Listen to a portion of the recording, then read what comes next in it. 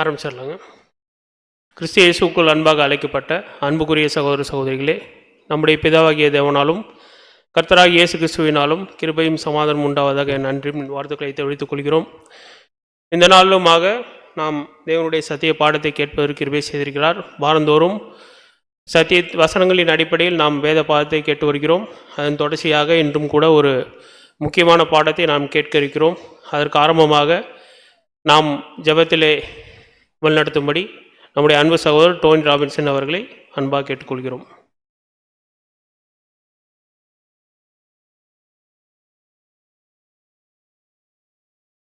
ஜெபம் செய்வோம்.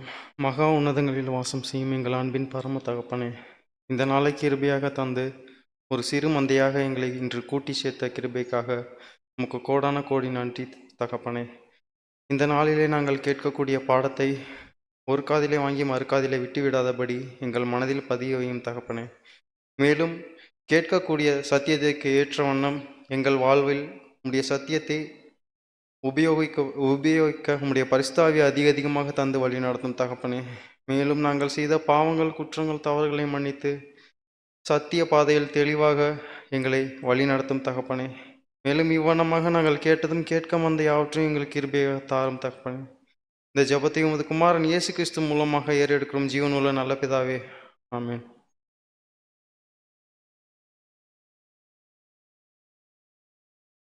நாம் வாரந்தோறும் கேட்டு வருகின்ற சத்திய வேத பாடத்தின் தொடர்ச்சியாக இன்னும் கூட ஒரு சத்திய பாடத்தை கேட்க இருக்கிறோம். அதன் தலைப்பானது 3 அறுவடைகள் என்ற தலைப்பின் கீழாக நம்மிடையே சத்தியத்தை பகிர்ந்தளிக்கும்படி அன்பு சகோதரர் ஜோயல் அவர்களை அன்பாக கேட்டுக்கொள்கிறோம்.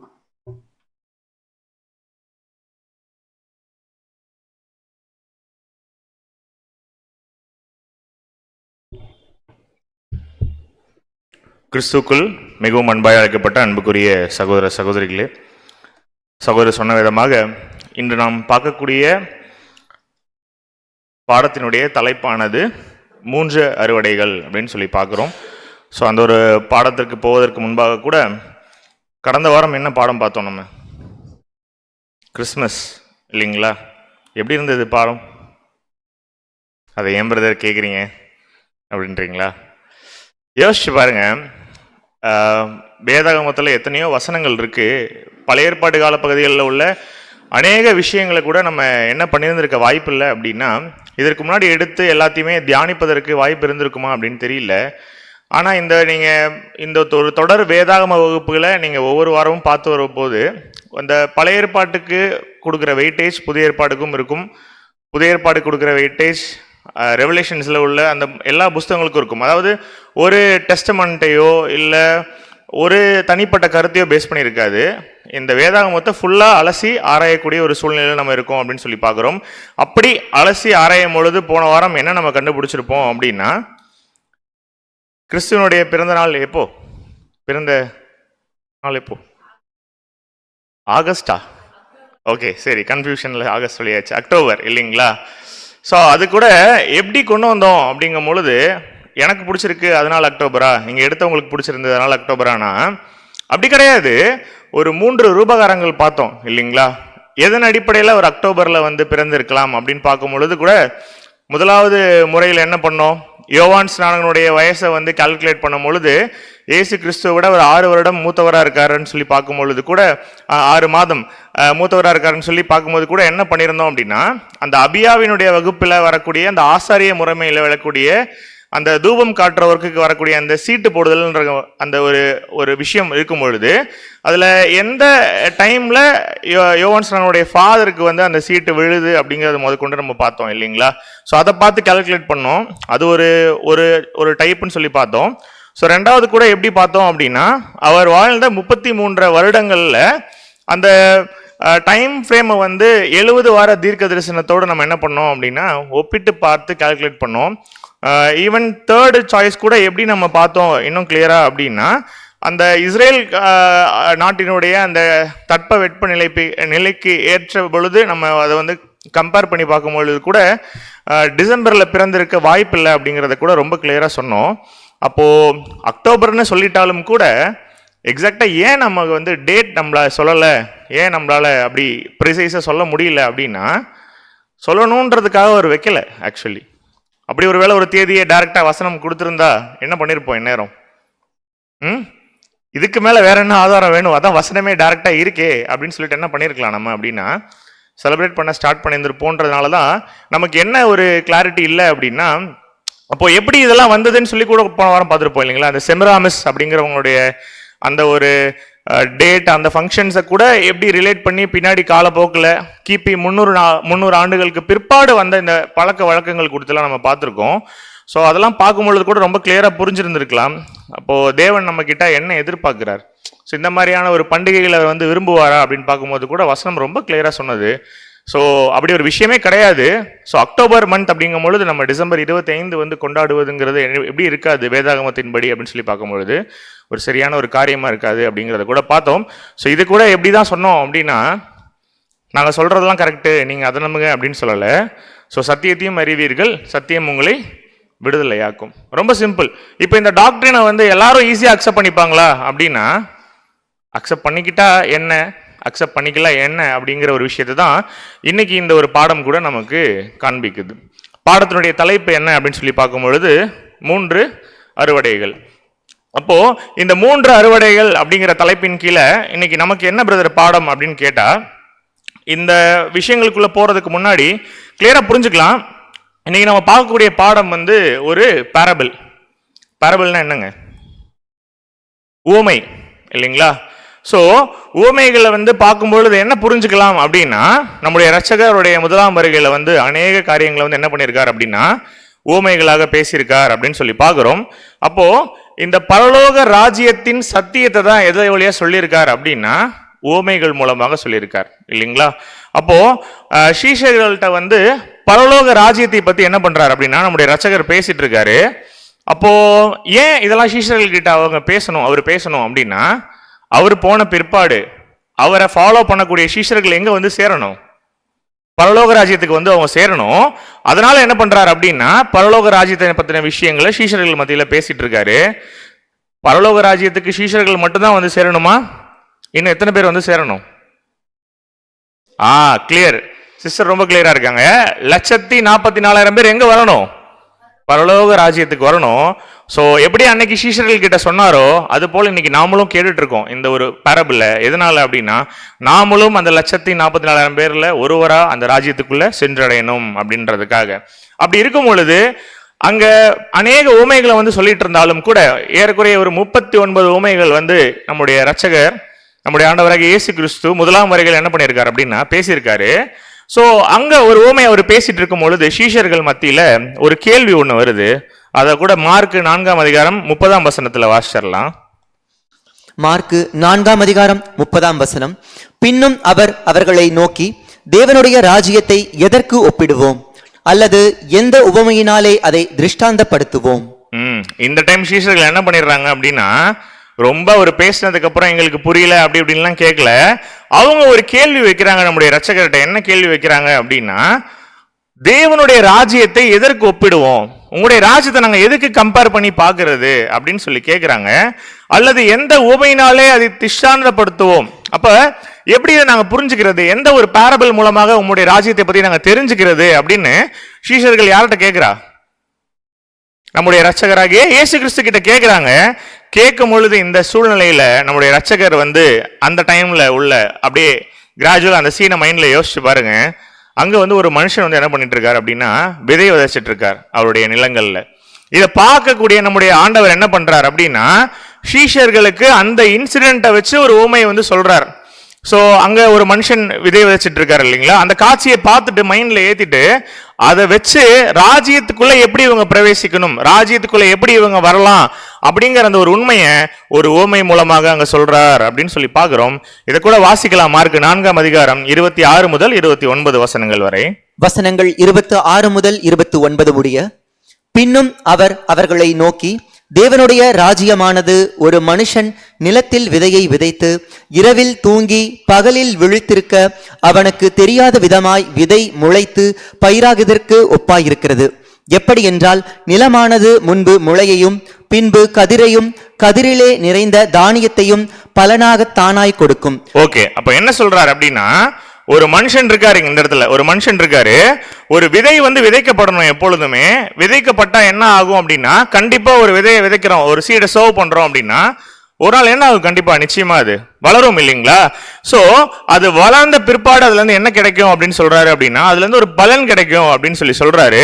சோ அதான் சொல்லிட்டு கடைசியில 29ஆம் வசனம் சொல்றாரு, பயிர் விளைந்து அறுப்பு காலம் வந்தவுடனே அறுக்கிறதற்கு ஆட்களை அனுப்புகிறான் என்றார். அந்த பயிர் விளைந்து அந்த பலன் கொடுக்கக்கூடிய அந்த அறுப்பு காலத்துல வந்த உடனே அறுக்கிறதுக்கு ஆட்களை அனுப்புறாங்க அப்படின்னு சொல்றாங்க. ஸோ காஞ்சிபுரத்துல எத்தனை பேர் வந்து விவசாய குடும்பத்துல இருந்து வந்திருக்கோம் இங்க? ஓகே. ஸோ அப்போ உங்களுக்கு வந்து இந்த இன்சிடென்ட் ரொம்ப கிளியரா புரியும். அப்போ இந்த பயிர் விளையும் பொழுது அந்த அறுவடையின் காலப்பகுதியில் என்ன பண்ணிடுறாங்க அப்படின்னா, அறுப்பு காலம் வந்த உடனே அறுக்கிறதுக்கு ஆட்களை அனுப்பிச்சிடுறாங்க. இந்த பயிரை சோ பண்ணக்கூடிய விஷயம், இந்த ஒரு கதிரை அறுக்கக்கூடிய விஷயத்தை வச்சுதான் என்ன சொல்றாரு அப்படின்னா, பரலோக ராஜ்யத்தை பத்தி ஒரு ஊமைகளாக பேசியிருக்காரு அப்படின்னு பாக்குறோம். இப்போ பிரதர் இதுல இருந்து இன்னும் கொஞ்சம் கிளாரிட்டி வேணுமே அப்படிங்கும் பொழுது, அந்த சுவிசேஷ புஸ்தகங்கள்லாம் நம்ம பார்க்கும் பொழுது மத்தேயு வந்து ரொம்ப அழகான ஒரு கோணத்துல கூட அதை ரெக்கார்ட் பண்றாரு. மத்தேயு 13:3 வாசிக்கலாம். மத்தேயு 13ஆம் அதிகாரம் 3ஆம் வசனம், அவர் அநேக விசேஷங்களை உவமைகளாக அவர்களுக்கு சொன்னார். அப்படிதான் சொல்லியிருக்காரு. ஆக்சுவலி முதலாம் வருகையில அநேக காரியங்களை எப்படி சொல்லியிருக்காரு அப்படின்னா, அவருடைய முதலாம் வருகையில ஊமைகளாகவே பேசிட்டு வராரு அப்படின்னு பாக்குறோம். கேளுங்கள், விதைக்கிறவன் ஒருவன் விதைக்க புறப்பட்டான். இங்க சொல்றாரு, இங்க ஒரு கேரக்டர் இன்ட்ரோடியூஸ் பண்றாரு. விதைக்கிறவன் ஒருவன் என்ன பண்றாரு அப்படின்னா, அந்த விதையை விதைக்கிறதுக்காக என்ன பண்றாராம்? புறப்பட்டு போறாரு அப்படின்னு சொல்றாரு. அப்படியே இந்த மத்தேயு 13ஆம் அதிகாரத்தை தொடர்ந்து வாசிக்கலாம். 4ஆம் வசனம், அவன் விதைக்கையில் சில விதை வழியருகே விழுந்தது, பறவைகள் வந்து அதை பட்சித்து போட்டது. இங்க ஒரு இன்சிடென்ட் பாக்குறோம் இந்த ஓமையில. அவன் விதைக்கையில் சில விதை என்ன ஆயிடுது? வழி அருகே விழுந்தது, பறவைகள் வந்து அதை பட்சித்து போட்டது. இப்ப விதைய விதைச்சிருக்காரா இல்ல விதைய தூவி இருக்காரா? விதைச்சிருந்தா பறவை எடுக்காது. விதைய தூவி இருக்காரு. ஆக்சுவலி தூவும் போது என்ன இருக்கு, ஒரு சில விதைகள் வந்து கரெக்டா விழல. ஆக்சுவலி எப்படி விழுந்திருக்கு அப்படின்னா, உள்ள விழுந்திருக்கு, ஆனா அந்த விழுந்த இடம் எங்க அப்படின்னா வழி அருகே விழுந்திருக்கு அப்படின்னு பாக்குறோம். அப்போ நல்லா யோசிச்சு பாருங்க. சோ வழியில விழுந்த அந்த விதை யூஸ் ஆகியிருக்கா அப்படின்னா யூஸ் ஆகல. ஏன்னா அது ஒரு நல்ல நிலத்துல விழலன்னு பாக்குறோம். அது எப்படி பலன் கொடுத்துருக்குமா அப்படின்னு கேட்டா பலன் கொடுக்கல. அந்த பறவைகள் வந்து அது என்ன பண்ணிருச்சு அப்படின்னா அந்த விதைகளை பட்சித்து போட்டது அப்படின்னு பாக்குறோம். அப்படியே தொடர்ந்து இந்த மத்தேயு 13ஆம் அதிகாரம் 5 மற்றும் 6 வாசிச்சிடலாம். வசனங்கள் 5 மற்றும் 6, சில விதை அதிக மண்ணில்லாத கற்பாறை இடங்களில் விழுந்தது. ஒன்னு எப்படி வழி அருகே விழுந்தது, அது மாதிரி ஒரு சில விதைகள் என்ன ஆகுது அப்படின்னா மண் இல்லாத கற்பாறை மேல விழுது அப்படின்னு போட்டிருக்கு. மண் ஆழமாய் இராததினாலே அது சீக்கிரமாய் முளைத்தது. வெயில் ஏறின போதோ தீந்து போய் வேறில்லாமையால் உலர்ந்து போயிற்று. இந்த இன்சிடென்ட்ல என்ன சொல்றாரு அப்படின்னா, இந்த 2வது சினாரியோல அந்த மண்ணு வந்து ஆழமா இல்ல அப்படிங்கறதுனால வேர் பிடிக்கல. வேர் பிடிக்காதனால என்ன ஆயிடுது அப்படின்னா, அந்த உஷ்ணத்துல என்ன ஆயிடுது அப்படின்னா இதுவும் பலன் கொடுக்கல, தீஞ்சு போயிடுது அப்படின்னு பாக்குறோம். சோ இது வரைக்கும் 2 பார்த்தோம்ல. ஒன்னு வழி அருகே விழுந்தது, இன்னொன்னு ஒரு மண் ஆழமா இல்லாத ஒரு மண் இல்லாத கற்பாறையில விழுந்த இந்த ஒரு விஷயமும் என்ன ஆயிடுச்சு அப்படின்னா இந்த ஒரு விதையும் பலன் கொடுக்கல அப்படின்னு பாக்குறோம். மேற்கொண்டு வாசிக்கலாம் 7ஆம் வசனம். 7ஆம் வசனம், சில விதை முள் உள்ள இடங்களில் விழுந்தது. இதுக்கு முன்னாடி கல்லு மேல விழுந்தது, இந்த இன்சிடென்ட்ல எங்க விழுதுன்னு சொல்றாருன்னா முள்ளு மேல விழுந்தது அப்படின்னு சொல்றாரு. முள் வளர்ந்து அதை நெருக்கி போட்டது. இந்த பயிர் வளர்ந்து நல்ல கதிரா வந்து நல்ல பலன் கொடுக்கக்கூடிய ஸ்டேஜுக்கு முன்னாடியே என்ன ஆயிடுது அப்படின்னா அந்த முள்ளு வந்து நெருக்கிருச்சு அப்படின்னு பாக்குறோம். அப்போ இந்த 3 இன்சிடென்ட்லயுமே என்ன நடக்கல அப்படின்னா ஒரு டிசையர்ட் அவுட்புட் வரல, அவர் ஏத்த அந்த ஒரு அவுட்கம் வரல. அப்ப 4வது ஒரு விஷயத்துல ஒரு நல்ல விஷயம் நடக்குது. அதை கூட 8ஆம் வசனத்துல வாசிக்கலாம். 8ஆம் வசனம், சில விதையோ நல்ல நிலத்தில் விழுந்து சில ஏன் நல்ல நிலத்தில் விழுந்து அப்படின்னு இந்த இடத்துல சொல்றாரு அப்படின்னா அவர் எதிர்பார்த்த பலன் எங்க கிடைச்சிருக்கு அப்படின்னா இந்த ஒரு இன்சிடென்ட்ல கிடைச்சிருக்கு அப்படின்னு பாக்குறோம். சிலது 100ஆகவும் சிலது 60ஆகவும் சிலது 30ஆகவும் பலன் தந்தது. இங்க பலன் கொடுத்திருக்கு. ஆனா பலன் கொடுத்த இந்த விதைகள் எல்லாம் ஒரே மாதிரி கொடுத்திருக்கா அப்படின்னு கேட்டீங்கன்னா ஒன்னு 100, ஒன்னு 60, ஒன்னு 30 என்ன பண்ணிருக்கு அப்படின்னு பாத்தீங்கன்னா பலன் கொடுத்திருக்கு. எல்லாமே சேம் இல்ல, ஆனா என்ன பண்ணிருக்கு எல்லாமே பலன் கொடுத்திருக்கு அப்படின்னு பாக்குறோம். அப்போ ஆண்டவர் கூட என்ன பண்றாரு அப்படின்னா இந்த ஒரு விவசாய இந்த ஒரு ப்ராசஸ் இருக்கு இல்லையா, இந்த 4 இடத்துல விழுந்த இந்த விஷயங்களை வச்சு என்ன பண்றாரு அப்படின்னா இப்படிதாங்க இருக்கும் பரலோக ராஜ்யத்தை சம்பந்தப்படுத்தி நம்ம ஒரு ஊமைகளாக சொன்னா அப்படின்னு சொல்றாரு. இப்போ இப்படி இவர் பேசினது வந்து கிளியரா புரிஞ்சிருக்குமா சீஷர்களுக்கு? நமக்கு புரிஞ்சதா? முதல்ல பரலோக ராஜ்யத்துக்கு பத்தி அதை பத்தி நான் போகணும், அதை பத்தி நான் தெரிஞ்சுக்கணும், அங்க நாங்க வரணும்னா நாங்க எப்படி திருஷ்டாந்தப்படுத்துறதுன்னு கேட்கும் பொழுது இப்படி ஒரு 4 இன்சிடென்ட் சொல்றாரு நம்முடைய ரட்சகர். இதுல இருந்து ஏதாவது நமக்கு அவுட்புட் தெரியுமா அப்படின்னா, இதை இன்னும் கிளியரா புரிஞ்சுக்கணும் அப்படின்னா நம்ம டைரக்டா எங்க போயிடலாம் அப்படின்னா, லூக்கா ரொம்ப அருமையா எழுதியிருக்காரு. லூக்கா 8ஆம் அதிகாரம் 9ஆம் வசனம் வாசிக்கலாம். லூக்கா 8ஆம் அதிகாரம் 9ஆம் வசனம். அப்பொழுது அவருடைய சீஷர்கள் இந்த உவமையின் கருத்து என்னவென்று அவரிடத்தில் கேட்டார்கள். என்ன கேக்குறாங்க அப்படின்னா, இந்த ஊமையோட கருத்து என்ன? இப்ப நம்ம மத்தியிலுமே ஒரு கொஸ்டின் வைக்கிறோம். இப்ப படிச்சதை வச்சு ஒரு பதில் சொல்லுங்க அப்படின்னா நீங்க என்ன கேட்பீங்க? இந்த ஊமையோட மீனிங் என்னன்னு முதல்ல சொல்லுங்க, அதுக்கப்புறம் அதுல என்ன சத்தியம் இருக்குன்னு சொல்லலாம்னு தானே கேட்போம். அதை போல அவங்க கேட்கறாங்க, இந்த ஊமையில் உள்ள கருத்து என்னன்னு கேட்கறாங்க. சோ அந்த கருத்து எதோட லிங்க் ஆகியிருக்கணும் அப்படின்னா, இவர் முன்ன சொன்னது போல பரலோக ராஜ்யத்தோட என்ன பண்ணிருக்கணும் அப்படின்னா லிங்கான ஒரு விஷயமா இருக்கணும் அப்படின்னு சொல்லி பாக்குறோம். இதை தொடர்ந்து லூக்கா வந்து 8ஆம் அதிகாரத்துல அருமையா எழுதுறாரு. 11ஆம் வசனம் வாசிக்கலாம். 11ஆம் வசனம். அந்த உவமையின் கருத்தாவது விதை தேவனுடைய வசனம். டைரக்டா பாயிண்ட்க்கு வந்துட்டாரு லூக்கா. இங்க அங்க ஒரு மனுஷன் வந்து விதைக்கிறத பார்த்துட்டு நம்முடைய ரட்சகர் வந்து ஊமையை சொல்ல ஆரம்பிச்சாரு இல்லையா?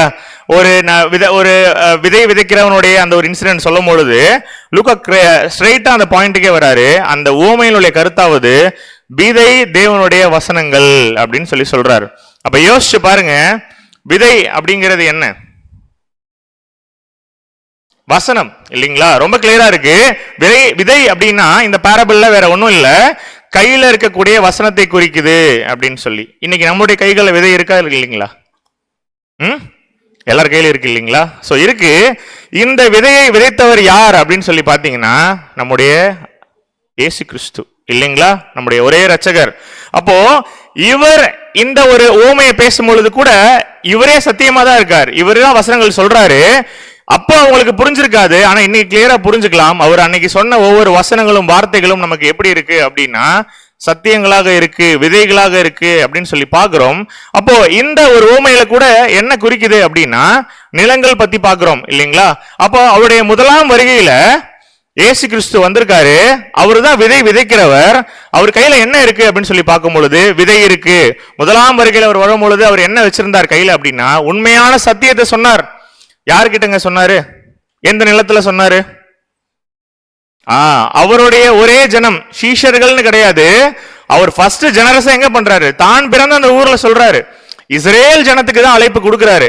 ஏன்னா அநேக வசனங்கள் பார்த்திருக்கலாம். ஃபர்ஸ்ட் யார்கிட்ட தான் சொல்லுவாரு அப்படின்னா இந்த அவருடைய சீஷர்கள்ட்ட கூட இஸ்ரேல் ஜனங்கள்ட்ட தான் சொல்லுவாரு எடுத்த உடனே ஸ்டார்டிங்ல. சோ அவர் தேவ வசனம் எங்க சொல்றாரு அப்படின்னா இஸ்ரேல் ஜனத்து மேல போடுறாரு. என்ன புரிஞ்சுக்கலாம்? விதைய வந்து போடுறாரு. முதலாம் அறுவடையில வந்துட்டு போடும் பொழுது எங்க வீசுறாரு விதைய அப்படின்னா இஸ்ரேல் ஜனத்துக்கு மேல வீசுறார் அப்படின்னு சொல்லி பாக்குறோம். அப்ப யோசிச்சு பாருங்க, அவர் பிறந்ததும் இஸ்ரேல்ல தான், அவருடைய சீஷர்களை அவர் சூஸ் பண்ணதும் அதே ஜனத்துல தான். அவர் அந்த என்ன பண்றாரு அப்படின்னா ஊழியம் கூட அந்த இடத்துல தான் பண்ண சொல்லியிருக்காரு அப்படிங்கறத கூட பாக்குறோம். மத்தேயு 4ஆம் அதிகாரம் 17ஆம் வசனம் வாசிக்கலாம்.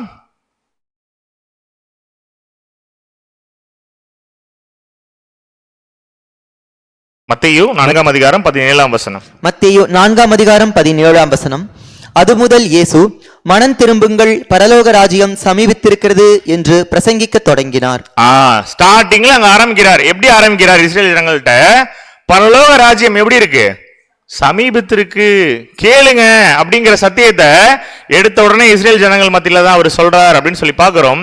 அப்ப மொத்தம் எத்தனை இடத்துல அந்த வசனங்களை வந்து அவர் போட்டார் அப்படின்னா இஸ்ரேல் ஜனங்கள் தான். ஆனா அந்த 4 நிலம் எதை குறிக்குது அப்படின்னா 4 வகையான மனிதர்களை குறிக்குது அப்படின்னு சொல்லி பாக்குறோம். அப்ப முதலாவது எங்க போடுறாரு அப்படின்னா வழி அருகே போடுறாருங்களா? 2வது எங்க போடுறாரு? கற்பாறை மேல விழுது இல்லைங்களா? 3வது எங்க விழுது அப்படின்னா முள்ளு மேல விழுது, அந்த முள்ளு செடி வந்து நெருக்கி போடுதுன்னு சொல்லி பார்த்திருக்கோம். 4வது தான் எங்க விழுது அப்படின்னா ஒரு நல்ல நிலத்துல அந்த விதைகள் வந்து விழுது அப்படின்னு சொல்லி பாக்குறோம். அப்போ இயேசு கிறிஸ்து பேசினதை கேட்டா கூட அப்போ என்ன கிளியரா புரிஞ்சுக்கலாம் அந்த கால பகுதியில கூட அப்படின்னா 4 வகையான ஜனங்கள் இருந்தாங்க அப்படிங்கறத கூட புரிஞ்சுக்கலாம். இத கூட இன்னமும் என்ன கிளியரா புரிஞ்சுக்கலாம்னா இன்றும் நம்ம மத்தியில, ஏன்னா அப்ப எப்படி பரலோக ராஜ்யத்துக்கு ஒரு அழைப்பு கொடுத்தாரு, அந்த அழைப்பு முடிஞ்சிருச்சா அப்படின்னா இன்னும் அந்த 1,44,000 பேருக்கு உண்டான அழைப்பு முடியல. அப்ப ஸ்டில் அங்க எப்படி இஸ்ரேல் ஜனங்கள்ல ஒரு 4 வகையான நிலங்கள் இருந்ததோ, 4 வகையான மனிதர்கள் இருந்தாங்கன்னு சொன்னாரோ, அதே போல இன்றும் அதே போல 4 வகையான மனிதர்கள் இருக்காங்க அப்படிங்கறத கிளியரா புரிஞ்சுக்கலாம். அததான் சொல்றாரு லூக்கா 8:12 வந்து ஒவ்வொரு சினாரியோவா கிளியரா எக்ஸ்பிளைன் பண்ணிட்டு வர்றாரு. வாசிக்கலாம். லூக்கா 8:12 வழி அருகே விதைக்கப்பட்டவர்கள் வசனத்தை கேட்கிறவர்களாய் இருக்கிறார்கள். அவர்கள் விசுவாசித்து ரட்சிக்கப்படாதபடிக்கு பிசாசானவன் வந்து அவ்வசனத்தை அவர்கள் இருதயத்தில் இருந்து எடுத்து போடுகிறான். ரொம்ப கிளியரா சொல்லிட்டாரு லூக்கால. வழி அருகே விதைக்கப்பட்டவர்கள் வசனத்தை கேட்கிறவர்களா இருக்கிறார்கள். கேட்காதவங்களா அப்படின்னா லூக்கா ரொம்ப கிளியரா சொல்லுது. அவங்க என்ன பண்ணுவாங்க? வசனத்தை ஆக்சுவலி கேட்பாங்க அப்படின்னு. ஃபர்ஸ்ட் வழி அருகே விதைக்கிற அந்த ஒரு விஷயத்துல கூட என்ன சொல்றாரு அப்படின்னா, கேட்பாங்க, ஆனா என்ன பண்ண மாட்டாங்க, கேட்டபடி நடக்க மாட்டாங்க. அவர்கள் விசுவாசித்து ரட்சிக்கப்படாதபடிக்கு பிசாசானவன் வந்து அவசனத்தை அவர்கள் இருதயத்திலிருந்து எடுத்து போகிறான். உண்மையா இல்லைங்களா? யோசிச்சு பாருங்க. விதை தூவிடுறாரு. விதை தூவின அப்புறமா போட்டது யாருக்கோ, ஆனா அந்த காலத்துல சாப்பிட்டது யாரோ. இஸ்ரேல் ஜனங்களுக்கு கொடுக்குறாரு, ஆனா அவங்க என்ன பண்ணல அப்படின்னா அந்த சத்தியத்தை அவங்க வந்து கிளியரா எடுத்துக்கல. சோ இப்ப கூட இந்த கடைசி கால ஒரு பாதங்களா வாழ்ந்து கொண்டிருக்கக்கூடிய நாம கூட அவங்க மாம்சீக இஸ்ரேலர்களா இருந்தாலும் ஆவிக்குரிய இஸ்ரேலர்களா இருக்கக்கூடிய நமக்கும் கூட என்ன பண்ணப்படுது அப்படின்னா விதை இங்கேயும் தூவப்படுது இல்லைங்களா? சோ விதை இங்க தூவப்படும் பொழுது யார் இங்க விதைக்கல அப்படின்னா நாங்க வந்து விதைக்கல அந்த விதைய. ஆக்சுவலி விதைய விதைச்சவர் யாரு அப்படின்னா நம்முடைய ரட்சகர். அந்த விதையை பத்தி தான் நம்ம இன்னைக்கு பார்த்துட்டு இருக்கோம். சோ வசனமா சொல்லியிருக்காரு. அவர் கொடுத்துட்டு அந்த வசனங்கள் இன்னைக்கு கூட கேட்கும் பொழுது எப்படி இருக்கு நமக்கு? ஆண்டவர் பேசின வசனங்கள் கசப்பா இருக்கா? நல்லா இருக்கு. அவர் பேசின வசனங்கள்லாம் கேட்கும் பொழுது. ஆனா அதன்படி நம்மளுடைய வாழ்க்கை முறை இருக்கா அப்படிங்கிற ஒரு கேள்வி மட்டும் தான் உங்களுக்கு மத்தியில வைக்கிறேன். ஏன் அப்படின்னா ரொம்ப கிளியரா புரிஞ்சுக்கலாம். அந்த வசனத்துக்கு ஏற்ப ஒரு வாழ்க்கையை நம்ம வாழ்றோமா நடக்கிறோமா அப்படிங்கிறத நாம சுய பரிசோதனை பார்க்கக்கூடிய நபர்களா இருக்கும் அன்புக்குரிய சகோதர சகோதரிகளே. ஏன் அப்படின்னா இது வரைக்கும் டிசம்பர் 25 என்ன பண்ணிருந்திருக்கலாம்? வாழ்க்கையில கிறிஸ்துமஸ் கொண்டாடி இருக்கலாம். பிரதர் நான் 50 வருஷமா கொண்டாடுறேன், தப்பே கிடையாது. இது வரைக்கும் தேவன் என்ன பண்ணல? நமக்கு அந்த விஷயத்தை வெளிப்படுத்தல. சரி எது தப்பு எதுன்னு வெளிப்படுத்தல. அப்படி இருக்கும் பொழுது ஒருவேளை நாமளும் அதெல்லாம் சத்தியத்தெல்லாம் கேட்டுட்டு திரும்பியும் அதை ஃபாலோ பண்ணல அப்படின்னு வச்சுக்கோங்களேன், நாமளும் எப்படிப்பட்டவங்களா இருப்போம் அப்படின்னா ஒரு வழி அருகே விதைக்கப்பட்டவர்களாக தான் இருப்போம். தூவி இருப்பாரு. ஆக்சுவலி அதுல ஒரு பிரயோஜனமும் இருக்காது. அங்க எப்படி பறவைகள் வந்து எடுத்து போட்டதோ அது போல இங்க பிசாசானவன் வந்து வசனத்தை அவர்கள் இருதயத்திலிருந்து எடுத்து போடுகிறான். கண்டிப்பா இருக்கு, ட்ரையல்ஸ் இருக்கு, இல்லைன்னு சொல்லல. ஆனா யோசிச்சு பாருங்க, விதை போட்டவர் யாரு அப்படின்னா நம்முடைய ஒரே ரட்சகர். கிளியரா சொல்லிட்டாரு இதுதான்ப்பா சத்தியம் அப்படின்னு. அப்ப அதை ஃபாலோ பண்ணக்கூடிய ஒரு சூழ்நிலையில இருக்கிறோம். அப்ப அந்த சத்தியத்தை ஃபாலோ பண்ணலான்னு போகும்பொழுது நமக்கு தடையா யார் வரா அப்படின்னா நம்முடைய எதிராளிய சாத்தான் வரான். கண்டிப்பா வராமலாம் இருக்க மாட்டான். அதுதான் நமக்கு வரக்கூடிய ட்ரையல்ஸ்னு சொல்லி பாக்குறோம். அப்ப அடுத்த ஒரு இன்சிடென்ட் இருக்கு இல்லைங்களா? சோ இந்த வழி அருகே விதைக்கப்பட்ட இந்த சூழ்நிலைக்கு இப்படி ஒரு நிலைமை அப்படின்னா அடுத்தது கற்பாறையின் மேல் விதைக்கப்பட்டவர்களை பத்தி லூக்கா அருமையா எக்ஸ்பிளைன் பண்றாரு. வாசிக்கலாம். 13 கற்பாறையின் மேல் விதைக்கப்பட்டவர்கள் கேட்கும் போது சந்தோஷத்துடனே வசனத்தை ஏற்றுக்கொள்ளுகிறார்கள். யோசிச்சு பாருங்க, இங்க எத்தனையோ கிளாஸஸ் கேட்க ஆரம்பிச்சிட்டோம் இல்லைங்களா? ஆத்துமா கேட்டிருக்கோம், நரகம் கேட்டிருக்கோம், திருத்துவம் கேட்டிருக்கோம். இஸ்ரேல் தீர்க்க தரிசனங்கள்லாம் கேட்டு நமக்கு எப்படி ஒரு ஃபீலிங் வந்தது? என்ன மாதிரியான சத்தியம், என்ன மாதிரியான ஒரு தீர்க்க தரிசனத்தை தேவன் நம்ம கண்ணு முன்னாடி நிகழ்த்தி காட்டிட்டு இருக்காரு அப்படின்னு சொல்லி பார்க்கும் பொழுது எவ்வளவு சந்தோஷம் வந்தது, எவ்வளவு உற்சாகம் வந்தது. அப்படிதான் இருக்கும் இந்த கற்பாறையின் மேல் விதைக்கப்பட்டவர்கள். அவங்களுக்கு இதெல்லாம் எப்படி இருக்கும்? இந்த மாதிரியான சத்தியம்லாம் இஸ்ரேல் ப்ராபசி கேட்கும் போது உங்களுக்கு ரொம்ப சோகமா இருந்ததா? ஒரு மனசுல ஒரு ஹாப்பினஸ் கிடைக்கல? தேவன் எவ்வளவு விஷயங்களை வெளிப்படுத்தி இருக்காரு, நமக்கு பின்னாடி நடக்க போகுது அப்படின்னு சொன்ன விஷயத்த முன்னாடியே நமக்கு காட்டுறார் அப்படிங்கிற ஒரு பீஸ்ஃபுல்னஸ் கிடைக்கல நம்ம மைண்ட்ல. அதெல்லாம் கிடைக்கும் பொழுது சந்தோஷமா ஃபீல் பண்ணோம் இல்லைங்களா? சந்தோஷமா அக்செப்ட் பண்ணிப்போம். ஆனா எங்க என்ன நடக்குது அப்படிங்கறத சொல்றாரு பாருங்க. ஆயினும் தங்களுக்குள்ளே வேர் கொள்ளாதபடியினாலே கொஞ்ச காலம் மாத்திரம் விசுவாசித்து சோதனை காலத்தில் பின்வாங்கி போகிறார்கள். சோதனையே இல்லைன்னா யாரும் சொல்ல மாட்டாங்க. உண்மையான சத்தியம் என்ன அப்படின்னு நம்ம கையில கொடுத்துட்டார் அப்படின்னா நிச்சயமா அதை ஃபாலோ பண்றோமா இல்லையா அப்படிங்கிறதுக்கு சில சோதனைகள் வரதான் செய்யும். யோசிச்சு பாருங்களேன், கிறிஸ்மஸ்னு ஒரு விஷயம் டிசம்பர் 25 இல்ல அப்படிங்கறத ஃபுல்லா கேட்டுட்டு 6:30 மணிக்கு வந்து உற்சாகமா உட்காந்துட்டு ஒரு 8:30 மணி வரைக்கும் கேட்டுட்டு இப்படி வெளியில போயிட்டு ஏதோ ஒரு ஷாப்ல கிறிஸ்மஸ்க்கு ட்ரெஸ் வாங்கிட்டு போனா எப்படி இருக்கும்? அந்த பிரேயர் முடிஞ்சு போகும்போது அந்த மாதிரி தான் அது ஆக்சுவலி கேட்குற வரைக்கும் நல்லா இருக்கும், ரொம்ப ஹாப்பியா இருக்கும். ஆனா பிராக்டிக்கலா லைஃப்ல அதை இம்ப்ளிமெண்ட் பண்ணலாமா அப்படிங்கும் பொழுது மனசு ஒத்துக்குமா அப்படின்னா இருக்காது. அங்க எப்படி வேர் ஸ்ட்ராங்கா இல்லாததுனால அந்த செடி வந்து வளராம போனுச்சோ அது போலதான் இங்கேயுமே தங்களுக்குள்ளே வேர் கொள்ளாதபடியினாலே, என்ன வேர் கொள்ளல அப்படின்னா அந்த வசனங்கள் வேர் கொள்ளாதபடியினாலே கொஞ்ச காலம் மாத்திரம் விசுவாசித்து சோதனை காலத்தில் பின்வாங்கி போகிறார்கள் அப்படின்னு சொல்லி பாக்குறோம். யோசிச்சு பாருங்களேன், இப்போ இந்த மாதிரியான ஒரு லைஃப் ஸ்டைல் நமக்கு இருக்கு அப்படின்னா நம்ம பலன் கொடுப்போமா தேவனுக்கு அப்படின்னு கேட்டீங்கன்னா நிச்சயமா கிடையாது. அப்படியே மேற்கொண்டு வாசிக்கலாம். எதுல நாம வேறு ஒன்றி இருக்கணும் அப்படிங்கறத கொலோசியர்ல ரொம்ப அழகா அந்த ஆர்த்தர் எழுதுறாரு பாருங்க. கொலோசியர் 2 அதிகாரம் 6 வசனம். கொலோசையர் 2 அதிகாரம் 6 வசனம். ஆகையால் நீங்கள் கர்த்தராகிய கிறிஸ்து இயேசுவை ஏற்றுக்கொண்டபடியே அவருக்குள் வேர் கொண்டவர்களாகவும் அவர் மேல் கட்டப்பட்டவர்களாகவும் அவருக்குள் நடந்து கொண்டு. நீங்க யார் மேல வேர் கொள்ளணும் பிரதர்? எங்களுக்கு 30 வருஷமா சத்தியம் சொல்லியிருக்காங்க பிரதர். ஓகே, பட் வசனம் அதான் சொல்லுது, நீங்க யார் மேல வேர்கொள்ளணும் அப்படிங்கும் பொழுது ஒரு தனி இண்டிவிஜுவல்ஸ் மேல வேர்கொள்ளாதீங்க. அது என்னைக்குமே வேதாகமம் வந்து சப்போர்ட் பண்றது கிடையாது. கர்த்தராகிய கிறிஸ்து இயேசுவை ஏற்றுக்கொண்டுட்டீங்க இல்லைங்களா? சோ அவரை ஏற்றுக்கொள்ளும் பொழுது அவருக்குள் வேர் கொண்டவர்களா இருக்கணும். அப்படின்னா அவருக்குள் வேர் கொள்றதுனா என்ன? அவர் சொல்லிட்ட சத்தியங்களுக்கு அப்படியே கீழ்ப்படிவது, அவர் மேல் கட்டப்படணும், வேற யார் மேலே கட்டப்படக்கூடாது, அவர் மேல் கட்டப்பட்டவர்களாகவும் அவருக்குள் நடந்து கொண்டு அப்படின்னு சொல்லி யோசிச்சு பாருங்க. அப்போ வசனம் கேட்கறது பிரச்சனை இல்லை, கொஞ்சம் காலம் மாத்திரம் அதுக்கு கீழ்ப்படுகிறது முக்கியம் இல்லை. மரண பரியந்தம் வந்து எப்படி இருக்கணும் அப்படின்னா உண்மையான சத்தியத்துக்கு கீழ்ப்படிந்தவர்களா இருக்கணும் அப்படின்னு சொல்லி பாக்குறோம். அப்போ 3வது ஒரு லேண்ட் இருந்ததுல, அது என்ன லேண்ட் ஆக்சுவலி? ஃபர்ஸ்ட் வழி அருகே 2 கற்பாறை, 3வது ஒரு லேண்ட்ல என்ன லேண்ட் இருந்தது? ஓகே, முட்செடி இருந்தது இல்லைங்களா? இத கூட லூக்கா ரொம்ப அழகா சொல்றாரு. 14 வசனம் வாசிக்கலாம். லூக்கா 8 அதிகாரம் 14 வசனம்.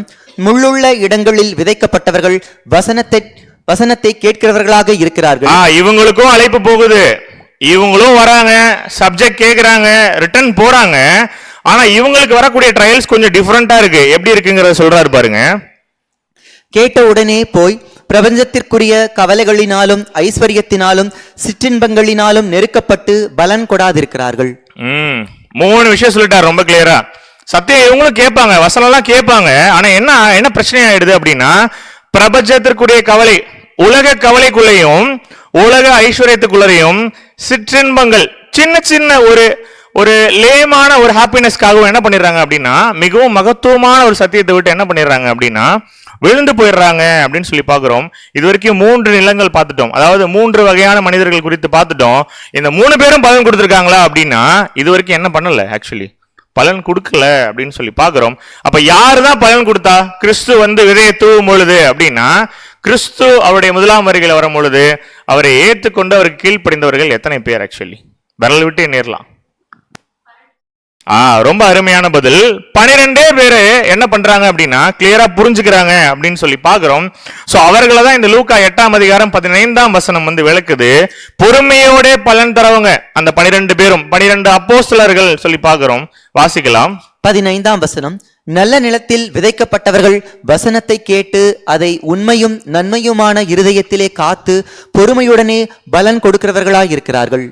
யோசிச்சு பாருங்க, அவருடைய 1ஆம் வருகையில இந்த 12 பேரை தான் என்ன பண்ணிருக்காரு அப்படின்னு சொல்லி பாத்தீங்கன்னா விதையா போட்டிருக்காரு, மேற்கொண்டு அவர்களை ரிட்டர்ன் வந்து மணிகளா எடுத்திருக்காரு அப்படின்னு சொல்லி பாக்குறோம். இந்த சீஷர்களை தான் இந்த வேதாகமம் சொல்லுது நல்ல நிலத்தில் விதைக்கப்பட்டவர்கள் வசனத்தை கேட்டு அதை உண்மையும் நன்மையுமான இருதயத்திலே காத்து பொறுமையுடனே பலன் கொடுக்கறாங்க அப்படின்னு சொல்லி. நல்ல நிலத்துல விதைக்கப்பட்டவர்கள் அப்படின்னு சொல்லும் பொழுது இன்னைக்கு நம்மத்தில ஒரு கேள்வி, நாம எந்த நிலத்திலே விதைக்கப்பட்டவர்கள்? 4 சாய்ஸ் தான், ஏதோ ஒரு பதில் சொன்னீங்கன்னா அடுத்த ஸ்லைட் போயிடுவேன். நல்ல நிலம் இல்லைங்களா? ரொம்ப அருமையான ஒரு பதில். தேங்க்யூ சிஸ்டர், நீங்களாவது என்ன காப்பாத்தி ஒரு பதில் சொன்னதுக்கு. சோ நல்ல நிலத்துல நம்ம விதைக்கப்பட்டவங்க அப்படின்னு போல்டா ஒரு ஸ்டேட்மெண்ட் சொல்லிட்டாங்க. அப்படிங்கும் பொழுது அப்ப நம்ம யார் மாதிரி இருக்கணும் இந்த இடத்துல அப்படின்னா அவருக்கு அப்படியே கீழ்ப்படிஞ்சிட்ட 12 அப்போஸ்தலர்கள் போல ஒரு வாழ்க்கை நாம வரக்கூடிய ஒரு சூழ்நிலை இருக்கும். அன்புக்குரிய சகோதர சகோதரிகளே, அப்ப இந்த 12 பேரும் விளைஞ்சிட்டாங்க, அந்த விதையை போட்டு நல்லா அவங்க விளைஞ்சிட்டாங்க. அப்படிங்கும் பொழுது என்ன பண்ணி ஆகணும்? விளைந்த அந்த பயிர்களை அறுவடை பண்ணியாகணும் இல்லைங்களா? அப்பதான் சொல்றாரு அவருடைய 1ஆம் வருகையில, நீங்க என்ன சொல்றாங்க அப்படின்னா இந்த பயிர்கள் வந்து அறுக்கிறதுக்கு இன்னும் டைம் ஆகலையே அப்படின்னு சொல்லும் பொழுது அவர் அந்த 12 பேரை சொல்றாரு, நீங்க வளர்ந்துட்டீங்க அப்படிங்கறத இந்த வசனத்துல எவ்வளவு அழகா இன்சிஸ்ட் பண்றாரு பாருங்க. வாசிக்கலாம் யோவான் 4:35. யோவான் 4:35 அறுப்பு காலம் வருகிறதற்கு இன்னும் 4 மாதம் செல்லும் என்று நீங்கள் சொல்லுகிறதில்லையா? இந்த கதிரெல்லாம் பார்க்கும்போது இன்னொரு 4 மாசம் ஆகட்டும் இதெல்லாம் வளர்ந்து முடிக்கிறதுக்குங்கிற மாதிரி தெரியுது அப்படின்னு சொல்லும் பொழுது அவர் என்ன பதில் சொல்றாரு பாருங்க. இதோ வயல் நிலங்கள் இப்பொழுதே அறுப்புக்கு விளைந்திருக்கிறது என்று உங்கள் கண்களை ஏறெடுத்து பாருங்கள் என்று நான் உங்களுக்கு சொல்லுகிறேன். ஆனா அவர் யார சொல்றாரு அப்படின்னா, தன்னுடைய முதலாம் வருகையில வந்து அவர் வீசிட்ட அந்த விதைகள்ல உண்மையான சத்தியத்துல கரெக்டா வளர்ந்திருக்க அந்த 12 பேரை பத்தி தான் அங்க சொல்றாரு. யோசிச்சு பாருங்க, இந்த 12 பேர் தான் நல்ல நிலத்தில் விளைந்திட்ட ஒரு உண்மையான ஒரு கதிர்கள் அப்படின்னு சொல்லி பாக்குறோம். அப்ப யோசிச்சு பாருங்களேன், அந்த இஸ்ரேல் ஜனங்கள்ல இருந்து இந்த 12 அப்போஸ்தலர்களை அவர் பிரித்து எடுக்கிறார் அப்படின்னு சொல்லி பாக்குறோம். சோ பிரித்து எடுக்கிறார் அப்படிங்கும் பொழுது இந்த செப்பரேஷன் இருக்கு இல்லையா, இந்த செப்பரேஷன்ல என்ன ஒரு ப்ரொசீஜரை கையாளுறார் அப்படிங்கறத கூட மத்தேயு 3:12 அழகா எக்ஸ்பிளைன் பண்ணுது பாருங்க. மத்தேயு 3:12 தூற்றுக்கூடை அவர் கையில் இருக்கிறது. தூற்றுக்கூடைனா என்னங்க? தப்பா எதுவும் கேட்டேனா? தூற்றுக்கூடை அவர் கையில் இருக்குன்னு சொல்லிருக்கு. தூற்றுக்கூடைனா என்ன? இப்போ அதை நம்ம எப்படி யூஸ் பண்ணிட்டு இருக்கோம் அப்படின்னா, நம்ம ஸ்லாங்ல சொல்லணும் அப்படின்னா, முறத்துல என்ன பண்ணுவோம், அப்படியே வச்சு ஜலிச்சா என்ன ஆகும், என்னெல்லாம் வெயிட்டா இருக்கோ அதெல்லாம் கீழே விழும். வெயிட்லெஸ்ஸா இருக்கிற அந்த பதர் என்ன ஆகும் அப்படின்னா காத்துல அப்படியே அடிபட்டு போகும் இல்லையா. அவர் அப்படிதான் இஸ்ரேல் ஜனங்கள் மத்தியில இருந்து இந்த 12 கதிர்களை என்ன பண்றாரு அப்படின்னா பிரித்து எடுக்கக்கூடிய அந்த ஒரு ப்ராசஸ பண்றாரு. அததான் மத்தேயு எழுதியிருக்காரு, வாசிக்கலாம். அவர் தமது களத்தை நன்றாய் விளக்கி தமது கோதுமையை களஞ்சியத்தில் சேர்ப்பார், பதரையோ அவியாத அக்னியினால் சுட்டெரிப்பார் என்றான். இங்க ஏன் இந்த ஒரு ப்ராசஸ பண்றாங்க பிரித்தெடுக்க? ஒன்னொன்னா கையில எடுத்து பண்ண முடியுமா அப்படின்னா, பார்க்க எப்படி தெரியுமா இருக்கும், பதரும் கோதுமையும் ஒரே மாதிரி இருக்கும். ஆனா வெயிட்டா இருக்கிறது என்ன அப்படின்னா உண்மையான கோதுமை மணிகள். பதர்ல என்ன இருக்காது அப்படின்னு சொல்லி பாத்தீங்கன்னா உள்ள ஒன்னும் இருக்காது, ஸ்டஃப்டா இருக்காது. சோ அது காத்தடிச்சாலே பறந்துரும். அப்படிங்கும் பொழுது அது ரெண்டையும் பிரித்தெடுக்கக்கூடிய அந்த ப்ரொசீஜர், அந்த ப்ராசஸ் தான் அவருடைய முதலாம் வருகையில பண்றாரு. அப்ப யார் இங்க கோதுமை மணிகள்னு சொல்லி குறிப்பிடுறாரு அப்படின்னா, அவர் சொல் பேச்சு கேட்டு அவருக்கு கீழ்ப்படிந்த அந்த 12 அப்போஸ்தலர்களை வந்து சொல்றாரு. அப்போ மீதி இருக்கக்கூடிய பதர் யாரை குறிக்குது அப்படின்னா அந்த காலப்பகுதியில இருந்த இஸ்ரேல் ஜனங்களை குறிக்கிறதா இருக்கு அப்படின்னு சொல்லி பாக்குறோம். பார்க்க என்னமோ கோதுமை மணி மாதிரி தான் இருக்கும், ஆனா தூற்றுக்குடையில போட்டு தூக்கி அது போடும் போதுதான் தெரியும் கோதுமை வேற பதர் வேற அப்படிங்கிற ஒரு விஷயம்.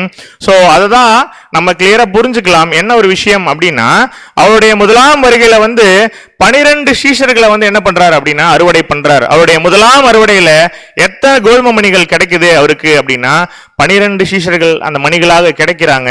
சோ அந்த பதர் வந்து எதை குறிக்கதா இருக்கு அப்படின்னு சொல்லி பாத்தீங்கன்னா மீதமுள்ள இஸ்ரேல் ஜனங்களை குறிக்குது அப்படின்னு சொல்லி பாக்குறோம். சோ ஒரு ரீகேப் பார்த்துருவோமா, ஏன்னா அடிக்கடி மறந்துடக்கூடாது. இதுதான் முதலாம் அறுவடை இல்லைங்களா. சோ அதுல என்ன நடக்குது, ஒரு விதைக்கிறவர் இருக்காரு, அவர் யாருன்னு சொல்லி பார்த்துட்டோம், நம்முடைய இரட்சகர்னு சொல்லி பார்த்துட்டோம். விதை என்ன அப்படின்னு சொல்லி பார்த்துட்டோம், அவருடைய உண்மையான வசனம் அப்படின்னு சொல்லி பார்த்துட்டோம். அப்போ அந்த நிலம் எதை குறிக்குது அப்படின்னா இஸ்ரேல் நிலத்தை குறிக்கிறது. சோ விதைக்கிறவர் இயேசு கிறிஸ்து, விதை வசனம், நிலம் இஸ்ரேல் ஜனங்களை குறிக்குது. நல்ல கோதுமை மணி அவருடைய 12 சீஷர்களை குறிக்குது. ரிமைனிங் உள்ள பதரோ அந்த இஸ்ரேல் ஜனங்களை குறிக்குது. அந்த 12 கோதுமை மணி நான் சொல்லும் பொழுது யூதாஸை சேர்த்து கிடையாது, ஏன்னா அவரை தான் ரீப்ளேஸ் பண்ணிடுறாரு. யார் பண்ணிடுறா அப்படின்னா அப்போஸ்தலனாகிய பவுல் வந்து ரீப்ளேஸ் பண்ணிடுறாரு அப்படின்னு சொல்லி பார்க்குறோம். இப்போ யோசிச்சு பாருங்க, இப்போது வரைக்கும் பார்த்தது முதலாம் அறுவடை, ஃபர்ஸ்ட் கம்மிங்ல வராரு, அறுவடை பண்றாரு கிளியரா, 12 மணிகள் கிடைக்கிறாங்க, முதலாம் அறுவடை முடிந்தது அப்படின்னு சொல்லி பார்க்கிறோம். அடுத்தது ஒரு 2ஆம் அறுவடை அப்படின்னு சொல்லி பார்க்கிறோம். யோசிச்சு பாருங்க, இப்போ அறுவடை முடிந்துட்ட பிற்பாடு முதலாம் அறுவடைக்கு அப்புறம் இயேசு கிறிஸ்துவின் கைகள்ல எத்தனை மணிகள் இருக்கும்? 12 மணிகள் இருக்கும். அந்த 12 மணி தான் ஃபர்ஸ்ட் அவர் வச்ச டெஸ்ட்ல என்ன பண்ணிருக்காங்க அப்படின்னா பாஸ் பண்ணிருக்காங்க. ஆனா பரலோகம் போக வேண்டிய கவுண்ட் எத்தனை? 1,44,000 பேர். அப்ப என்ன ஒரு விஷயம் இல்ல அப்படின்னா அவருடைய முதலாம் வருகையில 1,44,000 பேர் கீழ்ப்படிஞ்சிட்டாங்களா அந்த ஒரு கவுண்ட் ஃபுல்ஃபில் ஆயிடுச்சா அப்படின்னா இல்ல. அந்த 1,44,000 கிறிஸ்துவின் மனவாட்டி சபையினுடைய எண்ணிக்கையில வெறும் 12 பேர் தான் அங்க டெஸ்ட்ல பாஸ் ஆகுறாங்க அப்படின்னு சொல்லி பாக்குறோம். அப்ப யோசிச்சு பாருங்க. அப்போ கிறிஸ்து வந்தாரு, முதலாம் வருகையில இருந்தாரு, கேரக்டர் காட்டினாரு, நியாயப்பிரமாணத்தை நிறைவேற்றி முடிச்சுட்டு போயிட்டாரு. இப்போ அவருடைய ரோல் என்ன மகிமையடைந்த பிற்பாடு அப்படின்னா, அந்த 1,40,000 பேர் உள்ள மீதி உள்ள மணிகள் என்ன பண்ணி ஆகணும்? கூட்டி சேர்க்கப்படணும் இல்லைங்களா? அப்ப யோசிச்சு பாருங்க, அவர் மரிச்ச பிற்பாடு ரிமைனிங் உள்ள மணிகளை எடுத்து அவங்க மூலமாக அந்த அடுத்த அறுவடையை வந்து ஸ்டார்ட் பண்றார் அப்படின்னு சொல்லி பாக்குறோம். அப்ப அந்த 12 மணிகள், அந்த 12 அப்போஸ்தலர்களை தான் என்ன பண்றாரு அப்படின்னா, என் நிமித்தம் நீங்கள் சாட்சிகளா இருப்பீர்கள் அந்த உலக பரியந்தம் அப்படிங்கிற அந்த ஒரு விஷயத்தை சொல்றாரு. வாசிக்கலாம் அப்போஸ்தலர் 1:8. அப்போஸ்தலர் 1:8. பரிசுத்த ஆவி உங்களிடத்தில் வரும்போது நீங்கள் பெலன் அடைந்து எருசலேமிலும் யூதேயா முழுவதிலும் சமாரியாவிலும் பூமியின் கடைசி பரியந்தமும் எனக்கு சாட்சிகளாய் இருப்பீர்கள் என்றார். யோசிச்சு பாருங்க, அவர் வந்துடுறாரா? வந்து அதுக்கப்புறம் கேரக்டர் காட்டிடுறாரு. இந்த 12 மணிகளை கிளியரா பிரிச்சு எடுக்கிறார். ஒரு செப்பரேஷன் ப்ராசஸ் முடிஞ்சிருதா? அவர் போன பிற்பாடு என்னைக்கு உங்களுக்கு பரிசுத்த ஆவி கொடுக்கப்படுது அப்படின்னா, பெந்தகோஸ்தே நாள்ல கொடுக்கப்படுது. சோ கொடுக்கப்பட்டதுக்கு பிற்பாடு அதான் சொல்றார், பரிசுத்த ஆவி உங்களிடத்தில் வரும் பொழுது நீங்கள் பலனடைந்து. இதுக்கு முன்னாடி எங்க தெரியுமா சொல்லிட்டு இருந்தாரு அவருடைய முதலாம் வருகையில? ஃபர்ஸ்ட் நீங்க இஸ்ரேல் ஜனங்களுக்கு பண்ணுங்க அப்படின்னு சொல்லியிருப்பாரு. ஆனா அந்த டெஸ்ட்ல இஸ்ரேல் ஜனங்கள் கேட்கிற மாதிரி தெரியல. பலனடைந்து எருசலேமிலும் யூதேயா முழுவிலும் சமாரியாவிலும் பூமியின் கடைசி பரியந்தமும். இங்க என்ன இல்ல நிலம் அப்படின்னா, இந்த 2ஆம் அறுவடையில நிலம் இஸ்ரேல் ஜனங்கள் கிடையாது. இந்த 2ஆம் அறுவடையில நிலங்கள் ஒட்டுமொத்த உலக ஜனங்களை குறிக்கக்கூடிய ஒரு விஷயமா இருக்கு அப்படின்னு சொல்லி பாக்குறோம். இவர் சொல்லிட்ட இந்த வசனத்துக்கு அப்போஸ்தலர்கள் கீழ்ப்படிஞ்சிட்டாங்களா அப்படின்னா கீழ்ப்படிஞ்சிட்டாங்க. இன்னைக்கு காஞ்சிபுரத்தில் இருக்கக்கூடிய நம்ம கிட்ட கூட கையில இந்த பரிசுத்த வேதாகமம் இருக்கு அப்படின்னா, அவர் சொல்லிட்டு போன மாதிரி இந்த 12 அப்போஸ்தலர்கள் நடந்துகிட்டதுனாலதான் இன்னைக்கு உலகத்து பூமியினுடைய கடைசி பரியந்தம் என்ன போயிருக்கு அப்படின்னா, இந்த உண்மையான சத்தியம் போயிட்டு இருக்கு அப்படின்னு சொல்லி பார்ப்போம். யோசிச்சு பாருங்க, நம்ம ஊர்ல கிறிஸ்டியானிட்டிங்கிறது ஒரு மைனாரிட்டி தானே இல்லைங்களா? அப்படி இருக்கும் பொழுது ஆனா உலக பாப்புலேஷன் எடுத்து பாருங்க, என்ன ரிலிஜன் தான் அதிகம் அப்படின்னா கிறிஸ்டியன்ஸ் தான் அதிகம். எப்படி அதிகம்? அவர் தான் வந்து மரிச்சிட்டாரு, முதலாம் வருகையில வந்து சிலுவையில் அறையப்பட்டாரு, எல்லாம் அவருடைய கோர்ஸ் முடிச்சிட்டாரு ஃபர்ஸ்ட் கம்மிங்ல வந்துட்டு. ஆனா எப்படி இத்தனை நாள் கழிச்சும் இந்த ஒரு ரிலிஜன் இருக்கு அப்படின்னா, அவர் என்ன சொல்லி கொடுத்தாரோ அதை அந்த 12 அப்போஸ்தலர்கள் உலகம் ஃபுல்லா போய் பரப்புனாங்க இல்லைங்களா? சென்னைக்கும் ஒரு அப்போஸ்தலன் வந்திருக்காருன்னு சொன்னோம். யாருங்க அவரு? யோசிச்சு பாருங்க, இங்க கிட்ட இல்லைங்களா, ரொம்ப தூரம் இல்ல. அப்போ ஒரு அப்போஸ்தலனே சென்னை வரைக்கும் வந்திருக்காரு அப்படின்னா, இன்னைக்கு காஞ்சிபுரத்துல அநேக கிறிஸ்தவர்கள் இருக்கிறதுல ஒன்றும் ஆச்சரியம் இல்ல. இப்படிதான் வளர்ந்துருக்கும். இனி ஒரு 200 வருஷம் கழிச்சு இன்னும் எங்கெங்க சத்தியம் போகும் நமக்கு தெரியுமா? தெரியாது.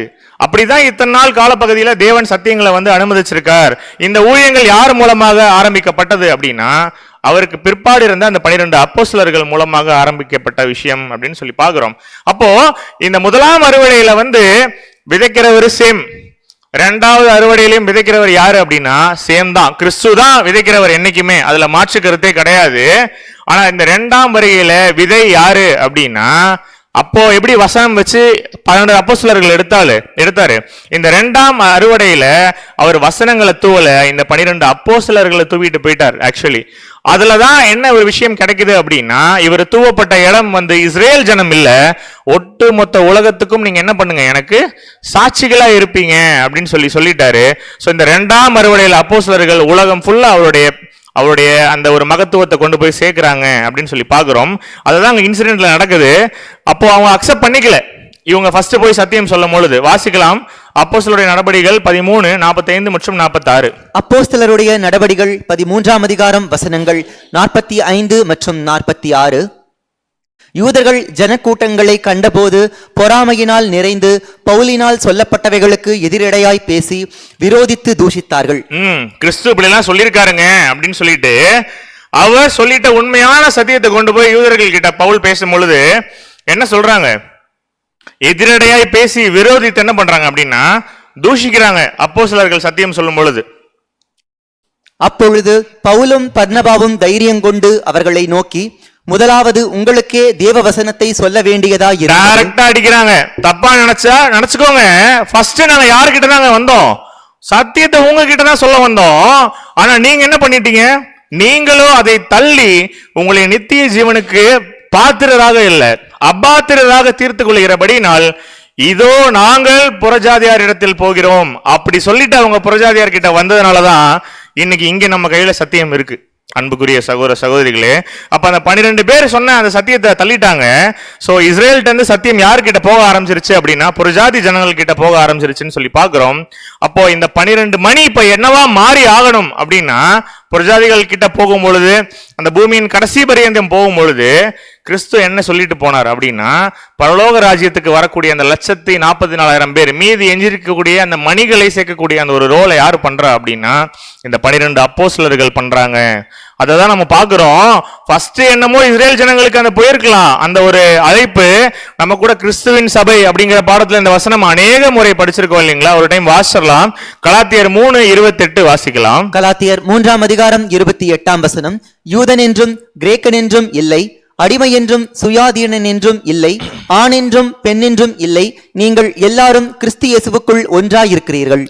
இதுதான் இந்த 2ஆம் அறுவடையில நமக்கு வரக்கூடிய அழைப்பு. இந்த சாரார் தான் வரணும், இஸ்ரேல் ஜனம் தான் வரணும், இந்த கோத்திரம் தான் வரணும் அப்படிலாம் இல்ல. இந்த அழைப்பு எல்லாத்துக்கும் சேம். இததான் இந்த 12 அப்போஸ்தலர்கள் எல்லாத்துக்கும் சொல்ல ஆரம்பிச்சாங்க அப்படின்னு சொல்லி பாக்குறோம். அத கூட ரொம்ப அழகா அப்போஸ்தலர் 13:47 கூட இந்த வசனம் வாசிக்கலாம். அப்போஸ்தலர் 13:47 நீர் பூமியின் கடைசி பரியந்தமும் இரட்சிப்பாய் இருக்கும்படி உம்மை ஜாதிகளுக்கு ஒளியாக வைத்தேன் என்கிற வேத வாக்கியத்தின்படி கர்த்தர் எங்களுக்கு கட்டளை இட்டிருக்கிறபடியினால் இப்படி செய்கிறோம் என்றார்கள். கிளியரா சொல்லிட்டாங்க, நாங்க எதன் அடிப்படையில இதெல்லாம் செஞ்சுட்டு இருக்கோம் அப்படிங்கிறத. சோ அவங்க ரொம்ப அழகா அவங்களுடைய கோர்ஸை கம்ப்ளீட் பண்ணிடுறாங்க அப்படின்னு சொல்லி பாக்குறோம். இந்த 2வது ஹார்வெஸ்ட் இருக்கு இல்லையா, 2ஆம் அறுவடை, அதோடைய நோக்கம் தான் என்ன அப்படின்னா, ஜனங்களை அந்த ஜனங்கள்ல இருந்து 1,44,000 பேர் உண்மையான கிறிஸ்துவின் மனவாட்டியை பிரித்தெடுக்கணும் அப்படிங்கிறது தான். சோ அப்ப கூட வேறொரு உவமை சொல்றாரு. இந்த உவமையில ஒரு சின்ன சேஞ்ச் இருக்கு அப்படிங்கறத கூட வாசிக்கலாம். மத்தேயு 13:24 வாசிக்கலாம். மத்தேயு 13:24 வேறொரு உவமையை அவர்களுக்கு சொன்னார். பரலோக ராஜ்யம் தன் நிலத்தில் நல்ல விதையை விதைத்த மனுஷனுக்கு ஒப்பாயிருக்கிறது. ஃபர்ஸ்ட் ஹார்வெஸ்டுக்கும் செகண்ட் ஹார்வெஸ்டுக்கும் என்ன வித்தியாசம்? வசனம் ரொம்ப கிளியரா இருக்கு. ஃபர்ஸ்ட் ஹார்வெஸ்ட்ல விதையை விதைக்கிறாரு. 2வது ஹார்வெஸ்ட் இருக்குல்ல, 2வது அறுவடை அவர் செய்யும் பொழுது நல்ல விதையை விதைத்த மனுஷனுக்கு ஒப்பாய் இருக்கு. நல்ல விதைகள் இங்க ஏன் அப்படின்னா, 1வது ஹார்வெஸ்ட்ல அவர் போட்ட விதைகள் வசனத்தை குறிக்கக்கூடிய விஷயமா இருக்கு.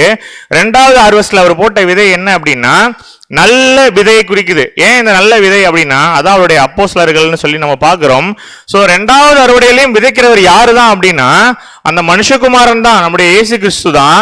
ஆனா நிலம் மட்டும் இஸ்ரேல் ஜனங்கள் கிடையாது, ஒட்டுமொத்த நிலங்களை குறிக்குது அப்படின்னு சொல்லி பாக்குறோம். மத்தேயு 13:37 மற்றும் 38 வசனங்கள் வாசிக்கலாம். வசனங்கள் 37 மற்றும் 38. அவர் பிரதியுத்தரமாக, நல்ல விதையை விதைக்கிறவன் மனுஷகுமாரன், நிலம் உலகம், நல்ல விதை ராஜ்யத்தின் புத்திரர். இந்த 2வது அறுவடையில நிலம் இஸ்ரேல் ஜனங்கள் கிடையாது, இந்த நிலம் உலகத்தை குறிக்குது. விதை யாரை குறிக்குது அப்படின்னா அங்க ஆதியில அவர் போட்ட விதையில இருந்து உண்மையான சத்தியத்திலிருந்து விளைஞ்சு வந்திருக்காங்க இல்லையா, அந்த 12 அப்போஸ்தலர்கள். சோ அவங்களை குறிக்குது. அவர்கள் தான் யாரு அப்படின்னா ராஜ்யத்தின் புத்திரர் அப்படிங்கிறத மத்திய கிளியரா சொல்றாரு அப்படின்னு சொல்லி பாக்குறோம். அப்ப அவருடைய அறுவடையில வராரு, இயேசு கிறிஸ்து தான் விதை போடுறாரு. எப்படி போடுறாரு அப்படின்னா அந்த 12 பேரும் அவர்கள் மூலம் இயேசு கிறிஸ்து சொன்னபடி அந்த 12 பேரும் போய் அந்த விதை போட ஸ்டார்ட் பண்றாங்க.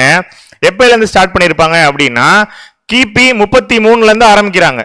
சோ ஆரம்பிச்சு என்ன பண்றாங்க அப்படின்னு சொல்லி பாக்குறீங்கன்னா அவங்களும் என்ன பண்றாங்க, உலக பரியந்தம் போயிட்டு சத்தியத்தை சொல்ல ஆரம்பிக்கிறாங்க. ஆனா எல்லா இடத்துலயும் ஒரே விஷயம் காமன் என்ன அப்படின்னா விதைக்கிறவர் நம்முடைய இரட்சகராகிய இயேசு கிறிஸ்து தான் அப்படின்னு சொல்லி பாக்குறோம். சோ அந்த நிலம் உலகம் அப்படிங்கறத கூட பார்த்துட்டோம். அந்த நல்ல விதை யாரை குறிக்குது அப்படின்னா அந்த 12 அப்போஸ்தலராகிய ராஜ்யத்தின் புத்திரரை குறிக்குது அப்படிங்கறத கூட பார்த்துட்டோம். இதே வசனம் தான் இப்படி பார்த்தோம் இல்லைங்களா? அப்போஸ்தலர் 13:47 கூட இந்த இடத்துல கட்டளை போட்டார் இல்லைங்களா? என்ன சொல்லிருக்கு? நீர் பூமியின் கடைசி பரியந்தமும் ரட்சிப்பா இருக்கும்படி உம்மை ஜாதிகளுக்கு ஒளியாக வைத்தேன் என்கிற வேத வாக்கியத்தின்படி கர்த்தர் எங்களுக்கு கட்டளையிட்டு இருக்கபடியால். இந்த இடத்துல இவங்க போய் இதை பண்ணணும்னு கட்டளை போட்டதே யாரு அப்படின்னா இந்த விதை விதைக்கிறவர், இந்த மனுஷகுமாரன். சோ அந்த இயேசு கிறிஸ்து தான் கட்டளை போடுறாரு. அந்த கட்டளையை கேட்டு நடக்கிறவங்க தான் யாருன்னு சொல்லி பாத்தீங்கன்னா இந்த அப்போஸ்தலர்கள் அப்படின்னு சொல்லி பாக்குறோம். ஸோ இங்கே தான் ஒரு முக்கியமான ஒரு சூழ்நிலைக்குள்ளாக இந்த ஒரு சத்தியம் வருது. அவர் சொன்னபடி இவங்களும் வந்து உலகம் ஃபுல்லா சத்தியம் சொல்றாங்க. அப்புறம் எங்கிருந்து பிரதர் இந்த அப்போஸ்தலர்கள் சொன்ன சத்தியத்துல இத்தனை வேறுபாடுகள் வருது அப்படின்னா, அப்பவே சொல்லிட்டாரு கிளியரா என்ன நடக்குது அந்த ஓமையிலங்கிறத பார்க்கலாம். மத்தேயு 13ஆம் அதிகாரம் 25 மற்றும் 26 வசனங்கள். மத்தேயு 13ஆம் அதிகாரம் வசனங்கள் 25 மற்றும் 26. மனுஷர் நித்திரை பண்ணுகையில். இந்த இடத்துல வரக்கூடிய மனுஷர் யாரு அப்படின்னா 12 அப்போஸ்தலர்களை குறிக்குது. சோ நித்திரை பண்ணுகையில் அப்படின்னா அவங்க தூங்கிட்டு இருக்கும் போது, டெய்லியும் தூங்கி தூங்கி எந்திரிச்சு அப்படி மீன் பண்ணல. 12 அப்போஸ்தலர்களும் அவங்களுடைய கோர்ஸை முடிச்சிடுறாங்க. அவங்களுடைய மரணத்திற்கு பின்பு அவனுடைய சத்ரு வந்து கோதுமைக்குள் களைகளை விதைத்துவிட்டு போனான். யோசிச்சு பாருங்க, கிபி 100 ஏறக்குறைய அப்போஸ்தலர்கள் எல்லாருமே மறிச்சிடறாங்கன்னு வச்சுப்போமே. அதற்கு பிற்பாடு அப்போஸ்தலருடைய சத்ரு யாரு? சாத்தான் வரான் உள்ளர, ரொம்ப அசால்ட்டா. எப்ப வரான் அப்படின்னா அப்போஸ்தலர்கள்லாம் மரணம் அடைந்த பிற்பாடு வரான். வந்து என்ன பண்றான் அப்படின்னா, அவங்க சத்தியத்தை விதைச்சிருப்பாங்க இல்லைங்களா, அந்த 12 அப்போஸ்தலர்களும் அந்த சத்தியத்தை என்ன பண்ணிட்டு போறான் அப்படின்னா களைகளை விதைத்து விட்டு போனான் அப்படின்னு சொல்லி பாக்குறோம். பயிரானது வளர்ந்து கதிர்விட்ட போது களைகளும் காணப்பட்டது. இங்க ரொம்ப கிளியரா சொல்லிட்டாரு. பயிரானது வளர்ந்து கதிர் விட்ட போது களைகளும் காணப்பட்டது. அப்ப களைகளை விதைச்சிட்டான்.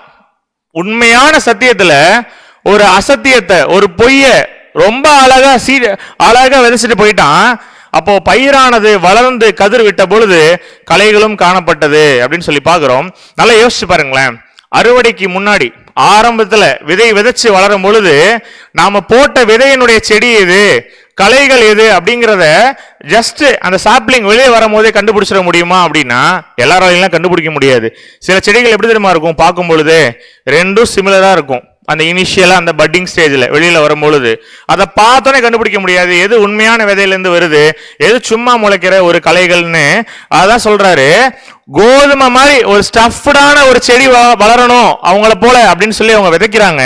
ஆனா வந்தது கோதுமையா அப்படின்னா சாத்தான் அங்க களைகளையும் விதைச்சிட்டதுனால உள்ள களைகளும் முளைக்குது அப்படின்னு சொல்லி பாக்குறோம். யோசிச்சு பாருங்களேன், இந்த கிறிஸ்தவ மார்க்கத்துல இருக்க ஜனங்களுக்குள்ள இந்த களைகள் விதைக்கப்படுது அப்படின்னு சொல்லி பாக்குறோம். ஆனா இதே இடத்துலதான் யாரும் இருக்கா, உண்மையான கோதுமை மணிகள் அவங்களும் இங்கதான் இருக்காங்க.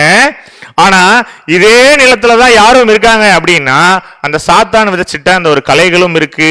அந்த சத்தியத்தை கீழ்ப்படைந்து அதன் பின்னாடி போகக்கூடிய பிள்ளைகளும் இதே நிலத்துலதான் இருக்காங்க அப்படிங்கிறத கூட பார்த்துட்டோம். சோ கிபி 313 இருந்து களைகள் இப்போது வரைக்கும் என்ன பண்ணப்பட்டிருக்கு அப்படின்னா அப்படியே தான் வளர்ந்துட்டு இருக்கு.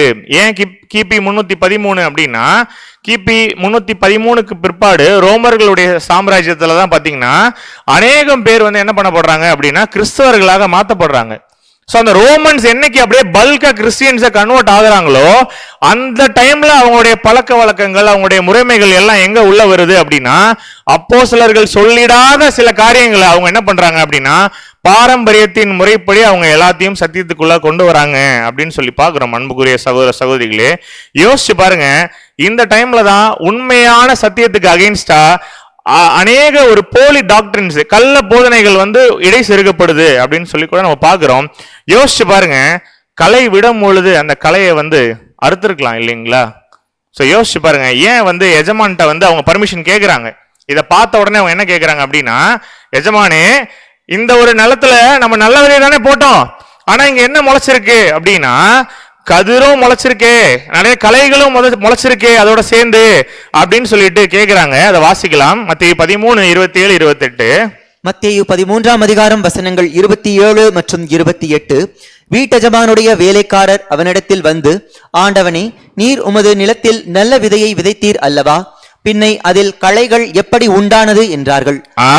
அவங்க என்ன கேக்குறாங்க, அப்பா உண்மையான சத்தியத்தை தானே நீங்க விதைச்சீங்க எங்கள் மூலமாக, ஆனா இப்போ களைகள் எப்படி வருது?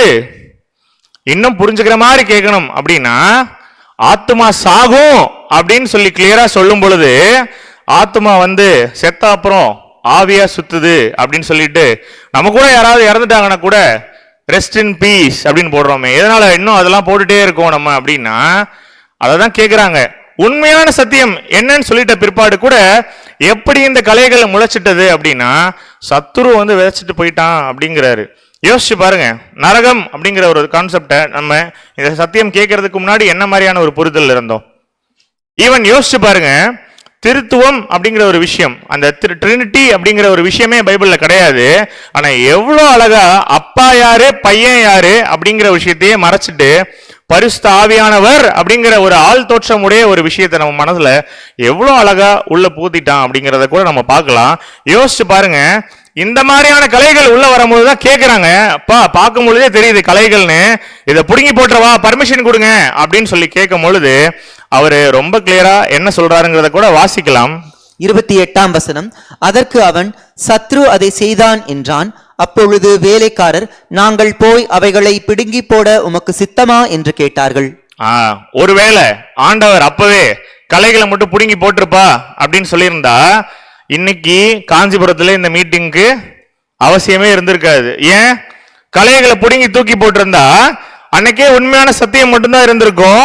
1,44,000 பேர் அப்படிங்கிற கவுண்ட் என்னைக்கு முடிஞ்சிருக்கும்? என்னைக்கோ முடிஞ்சிருக்கும்.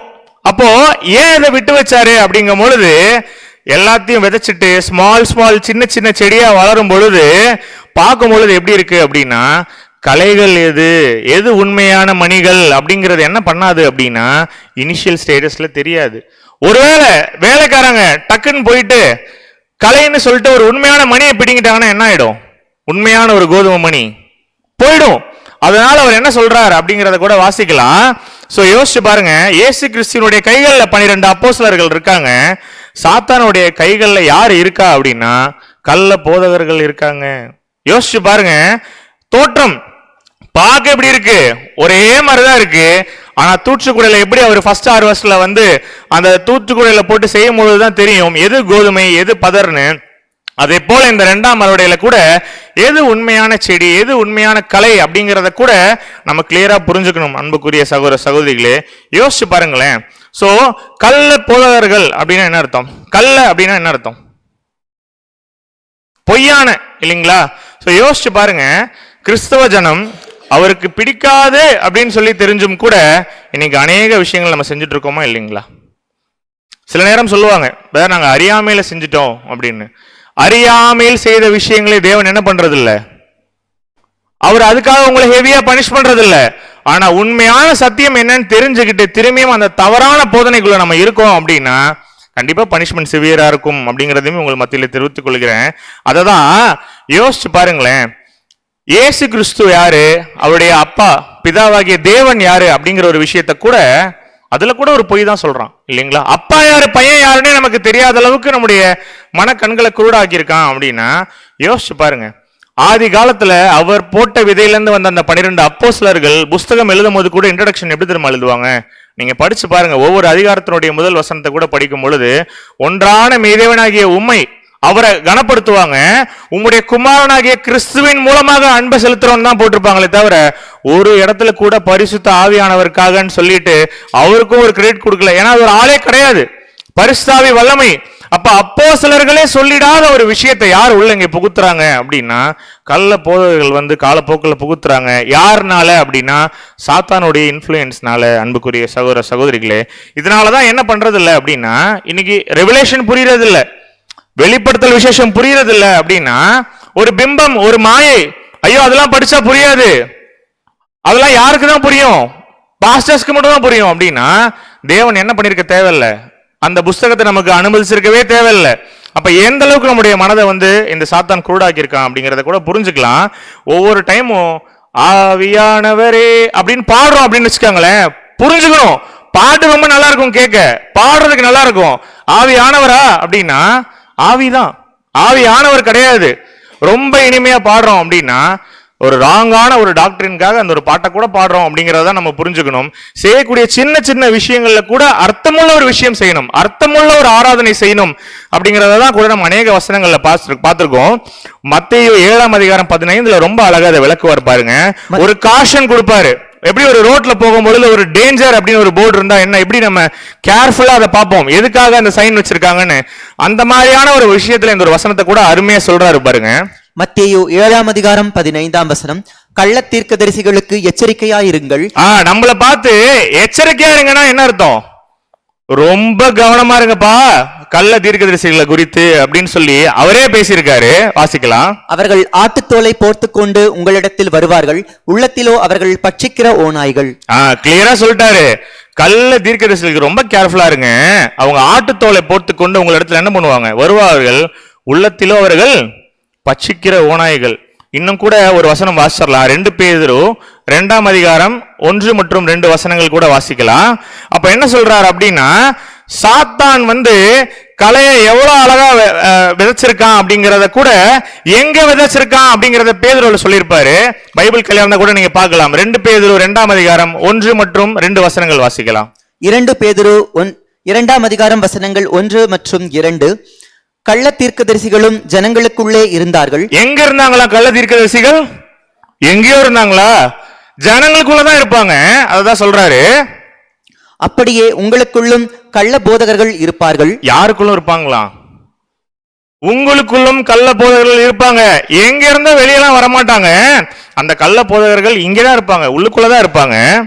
அவர்கள் கேட்டுக்கேதுவான வேத புரட்டுகளை தந்திரமாய் நுழைய பண்ணி தங்களை கிரயத்துக்கு கொண்ட ஆண்டவரை மறுதலித்து ஆண்டவரே மறுதலிக்கிறோம் இல்லைங்களா? கிரயத்துக்கு கொண்ட, நமக்கால் ஈடுபலி செலுத்திட்டு அந்த ஆண்டவரே மறுதலிக்கிறோம். எப்படின்னா, அவருதான் அப்பா, அவருதான் பையன் இல்லைங்களா? என்ன மாதிரியான ஒரு தவறான போதனை யோசிச்சு பாருங்க. அதை மறுதலிக்கிறோம் அப்படின்னா என்னன்ற சொல்றாரு பாருங்க அழகா. தங்களுக்கு தீவிரமான அழிவை வருவித்துக் கொள்ளுகிறார்கள். உண்மையான சத்தியத்தை புரிஞ்சுக்கல, அப்பா யாரு பையன் யாருங்கிற அந்த ஒரு சின்ன டாக்டரினை கூட புரிஞ்சுக்கல அப்படின்னா நமக்கு நாமளே அழிவை வருவித்துக் கொள்ளக்கூடிய ஒரு சூழ்நிலை அப்படிங்கிறத பாக்குறோம். மேற்கொண்டு வாசிங்க. 2ஆம் வசனம். அவர்களுடைய கெட்ட நடக்கைகளை அநேகர் பின்பற்றுவார்கள், அவர்கள் நிமித்தம் சத்திய மார்க்கம் தூஷிக்கப்படும். ரொம்ப கிளியரா அன்னைக்கு எழுதிட்டு போயிட்டாரு. அவர்கள் நிமித்தம் சத்திய மார்க்கம் தூஷிக்கப்படும். ஏன்னா இப்ப ஏற்பட்ட கள்ள போதகர்களையும் என்னதான் பண்ணுவாங்க? அநேகம் பேரு ஃபாலோ பண்ணிட்டுதான் இருப்பாங்க இல்லைங்களா? யோசிச்சு பாருங்க. பயப்படாதே சிறு மந்தையே. தேவன் வந்து எண்ணிக்கையெல்லாம் எங்கேயுமே பார்க்கறதே கிடையாது. சிறு மந்தை தான் அவர் அட்ரஸ் பண்றது. ஏன் அப்படின்னா, உண்மையான சத்தியத்தை சொல்லி இந்த இடத்துல கூட்டம் போட்டா எத்தனை பேர் வருவாங்கன்னு நினைக்கிறீங்க? ஆனா இதே காஞ்சிபுரத்துல எழுப்புதல் கூட்டம்னு ஒரு பேனர் வச்சோன்னு வச்சுக்கோங்களேன், கண்டிப்பா ஒரு 1000 பேர் ஈஸியா வர வச்சிட முடியும். முடியுங்களா? எப்படி எங்கிருந்தோ வந்து இதெல்லாம் கரெக்டா சொல்றீங்க அப்படின்னு கேக்குறீங்களா? அது இல்லை எங்களுடைய நோக்கம். சோ அப்படி ஒரு விஷயம் பண்ணணும், ஆள் சேர்க்கணும் அப்படிங்கறது எங்களுடைய நோக்கமே கிடையாது. அப்படின்னா நாங்க இந்த ஒரு டைட்டில் வச்சிருந்தோம் இல்லைங்களா உங்களுக்கு, காட்ஸ் ப்ராஃபட்டிக் மினிஸ்ட்ரின்னு. அப்படி போடாம ஏதோ ஒரு ஸ்டார் ஸ்பீக்கரை கூட்டு வந்து அவங்க போட்டோவை போட்டு ஒரு 1000 பேரை இதே காஞ்சிபுரத்துல ஈஸியா கூட்டிட முடியும். அது கிடையாது. பயப்படாதே சிறு மந்தையே. யோசிச்சு பாருங்க. சாத்தான் பெரும் மந்தையை வச்சிருக்கான், ஆனா உள்ள சத்தியம் இருக்கா அப்படின்னு கேட்டீங்கன்னா இல்ல. கலைகள் உங்களுக்குள்ளும் சிலர் எழும்பி இங்க இருந்தா கிளம்புவாங்க. சத்தியம் இருக்கா அப்படின்னு கேட்டா கண்டிப்பா இருக்காது. ஏன்? அப்பா யாரு பையன் யாருன்னு தான் வழிநடத்தக்கூடிய ஆளுங்களுக்கு சொல்லல அப்படின்னா அவர்களால் எப்படி அவங்களை ரட்சிக்க முடியும் அப்படிங்கறத கூட நீங்க யோசிச்சு பாக்குறோம். அவர்கள் நிமித்தம் சத்திய மார்க்கம் தூஷிக்கப்படும் அப்படிங்கிறத நான் சொல்லல, அப்பவே வசனத்துல 2 பேதுருல ரொம்ப அழகா எழுதிட்டாங்கன்னு. யோசிச்சு பாருங்க அன்புக்குரிய சகோதர சகோதரிகளே. இததான் இயேசு கிறிஸ்து சொன்னார் இல்லையா, இது மாதிரி மந்தையை தப்ப விடாத கொடிதான ஓநாய்கள் இருக்கும் அப்படின்னு சொல்லிட்டு. அதே எக்ஸாக்ட் மைண்ட் செட்ல அப்போஸ்தலர் பவுல் வந்து ரொம்ப கிளியரா சொல்றாரு பாருங்க. அதே வேர்ட்ஸ் இயேசு கிறிஸ்து மத்தேயுல என்ன சொன்னாரோ அதே விஷயத்தை பவுல் எழுதுறாருங்க. வாசிக்கலாம். அப்போஸ்தலர் 20ஆம் அதிகாரம் வசனங்கள் 29 மற்றும் 30. நான் போன பின்பு மந்தையை தப்பவிடாத கொடிதான ஓநாய்கள் உங்களுக்குள்ளே வரும். இயேசு கிறிஸ்து போனதுக்கு அப்புறம் தான் பவுல் ரொம்ப கிளியரா உள்ளர வராரு சீலா. ஆனா அவங்க 2 பேரும் பயன்படுத்துற வார்த்தைகள்ல என்ன மாதிரியான ஒரு ஐடென்டிக்கல் விஷயம் இருக்குன்னு சொல்லி பாருங்க. ஜீசஸ்க்கும் இருக்குன்னு என்ன மாதிரியான ஒரு அருமையான லிங்க் இருக்குங்கிறத பாருங்க. ஒரே வேர்ட்ஸை யூஸ் பண்றாங்க. நான் போன பின்பு, அப்போஸ்தலர்கள் போன பின்பு மந்தையை தப்ப விடாத கொடிதான ஓநாய்கள் உங்களுக்குள்ளே வரும். உங்களிலும் சிலர் எழும்பி. எங்க இருந்து எழும்பி? வெளியில இருந்து எழும்பியா? எங்க இருந்து எழும்பி? உங்களிலும் சிலர் எழும்பி அங்கிருந்தே சீஷர்களை தங்களிடத்தில் இழுத்துக் கொள்ளும்படி மாறுபாடானவைகளை போதிப்பார்கள் என்று அறிந்திருக்கிறேன். மாறுபாடான போதனைகள் கேட்டிருக்கோமா இல்லைங்களா? வசனம் ஒண்ணு இருக்கும், வேதாகமம் ஒண்ணு சொல்லும், ஆனா இவங்க வேற ஒண்ணு எடுத்துட்டு இருப்பாங்க. எதனால அப்படின்னா, தான் சாத்தானால வஞ்சிக்கப்பட்டதை கூட உணராத சிலர் என்ன பண்ணுவாங்க அப்படின்னா, அப்படி ஒரு தவறான போதனைகள்ல வந்து தான் வழிநடத்தக்கூடிய சகோதர சகோதரிகளையும் இழுத்து கொண்டு போவாங்க அப்படிங்கிறத வசனம் சொல்லுது. சோ மாறுபாடானவைகளை போதிப்பார்கள். யாருங்க போதிப்பா? யூஸ்வலா யார் போதிப்பா? போதிக்கிறவங்க தான் போதிப்பாங்க இல்லைங்களா? ஸோ போதிக்கிறவங்க என்ன போதிப்பாங்கன்னு சொல்லி போட்டிருக்காரு அப்படின்னா, அப்போஸ்தலர்கள் அந்த 2ஆம் அறுவடைக்கு அவங்க மரித்து அதுக்கப்புறம் அவங்களோட கோர்ஸை முடிச்சுட்டு போனதுக்கு பிற்பாடு அங்கேயே உங்களிலும் சிலர் எழும்பி சீஷர்களை தங்களிடத்தில் இழுத்துக் கொள்ளும்படி மாறுபாடானவைகளை போதிப்பார்கள் என்று அறிந்திருக்கிறேன்.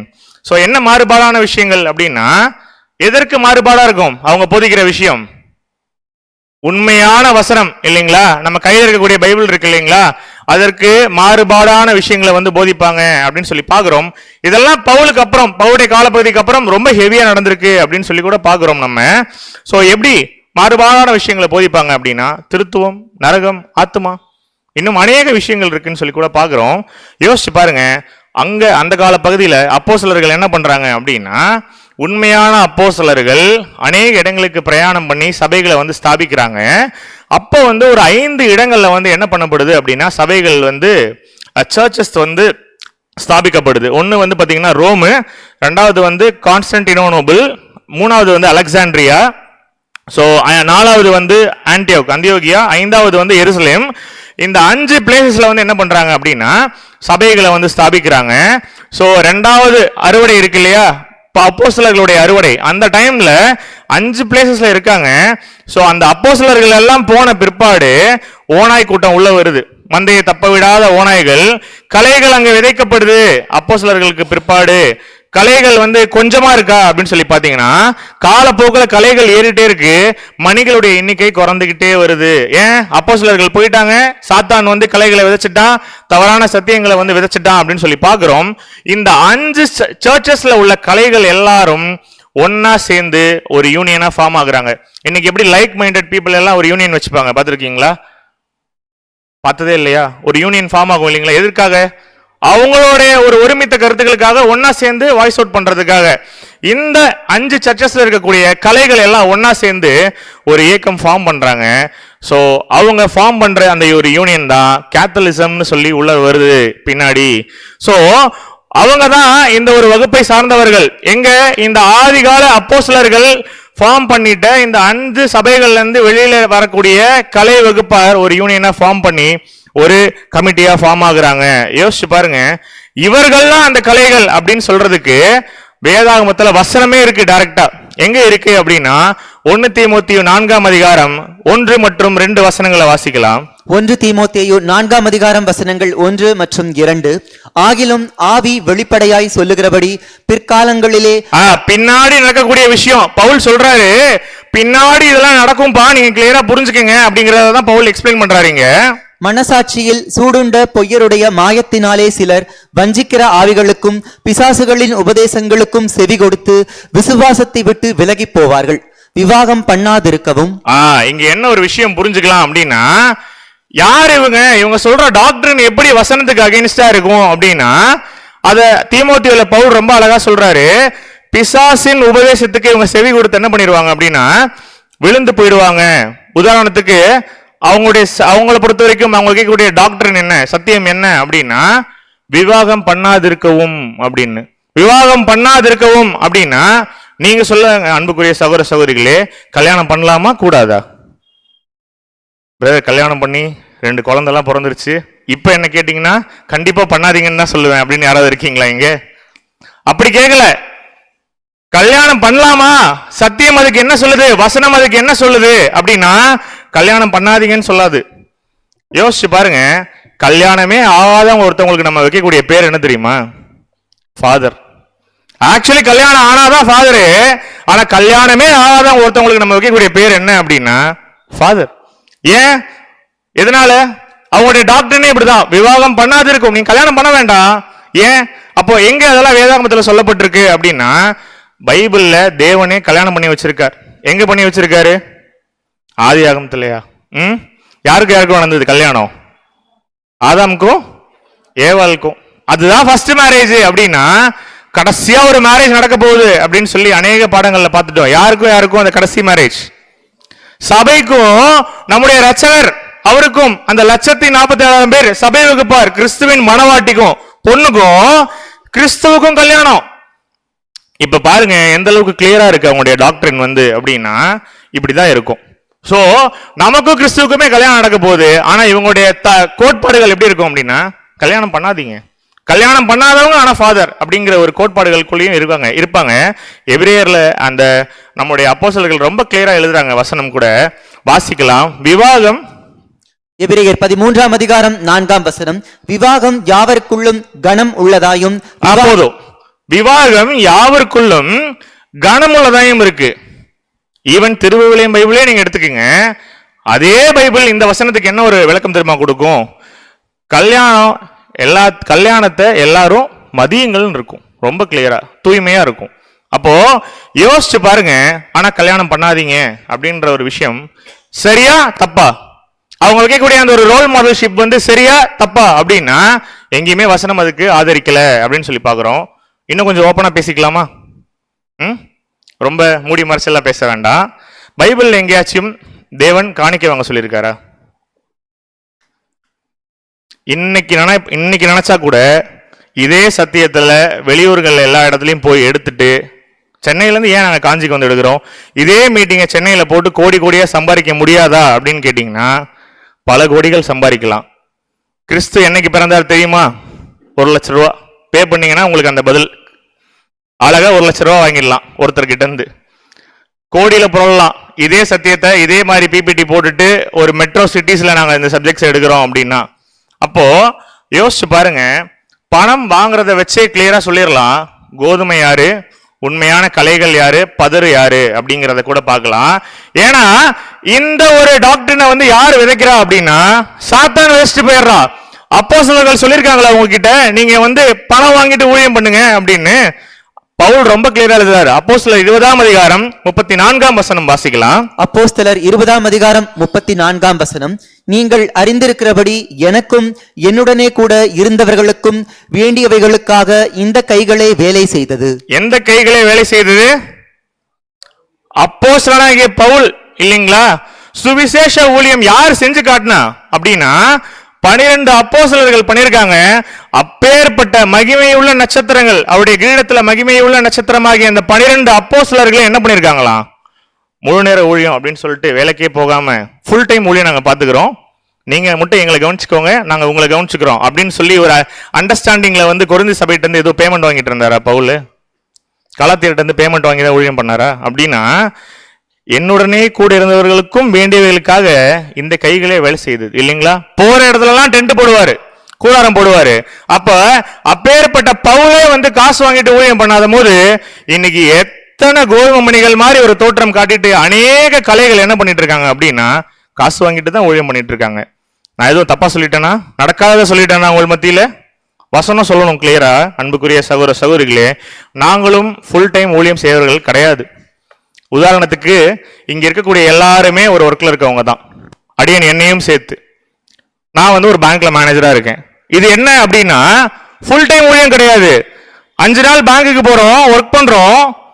அது எங்களுடைய பிரெட் அண்ட் பட்டருக்காக சம்பாரிச்சு எடுத்துட்டு வந்து என்ன தெரியுமா பண்றோம்? எங்களுக்கு வீடோ எங்களுக்கு காரோ எங்களுக்கு வாசலோ வாங்கிக்கிறது இல்ல. நாங்க எல்லாம் ஒர்க் பண்ற ப்ரொஃபஷன்ஸ்ல இருக்கக்கூடிய பிரதர்ஸ் அண்ட் சிஸ்டர்ஸ் நாங்க எல்லாரும் சேர்ந்து எங்களுடைய வாழ்க்கையின் பலியின் ஜீவியத்தை செலுத்துறோம். எதுக்காக தெரியுமா? எங்க கிட்ட வந்து இந்த சத்தியத்தை கொண்டு வரும் போது இலவசமா தான் கொண்டு வந்தாங்க. நாங்க யாருக்கும் ஒரு பைசா கொடுக்கறேன்னு சொல்லும் போது கூட யாரும் வாங்கல. எங்கள் மூலம் இந்த சத்தியத்தை எடுத்து வச்சுட்டு உண்மையான சத்தியம் என்னன்னு சொல்லிட்டேன்ல, நீங்க இந்த சத்தியத்தை போயிட்டு இலவசமா சொல்லுப்பா, அதுதான் உண்மையான சுவிசேஷ ஊழியங்கிறத எங்களுக்கு சொல்லி கொடுத்ததுனால நாங்க அதை அப்படியே ஃபாலோ பண்றோம். எங்களுக்கு சொல்லி கொடுத்தவங்களுக்காக ஃபாலோ பண்ணல, வசனம் அப்படி சொல்றதுங்கிறதுனால அதற்கு இன்னுமே கீழ்ப்படிந்து அந்த பேசிஸ்ல தான் போயிட்டு இருக்கோம். யார்ட்டையாவது காசு வாங்கியிருக்கோமா வந்ததுல இருந்து? 1 ரூபா எங்கேயாவது? இன்டெரக்டா? டைரக்டா வேணாம், நீங்க கொடுங்க, கொடுத்தீங்கன்னா தான் உங்களுக்கு கொடுப்பாரு. அந்த மாதிரி ஏதாவது கொடுத்து ஏதாவது இன்டெரக்டா வாங்கியிருக்கோமா? இல்ல. அதுதான் எங்களுடைய டிரான்ஸ்பரன்சி. ஒருவேளை அப்படி உங்ககிட்ட கை நீட்டி அந்த காசை வாங்கியிருந்தா இன்னைக்கு இந்த சத்தியத்தை இப்படியே அப்போஸ்தலர்கள் சொன்ன விதமாக இதே வீரியத்தோட உங்கள் மத்தியில பேச முடியுமா அப்படின்னா நிச்சயம் முடியாது. ஏன் தெரியுமா? வசனத்துக்கு முரண்பாடா இருக்கும்.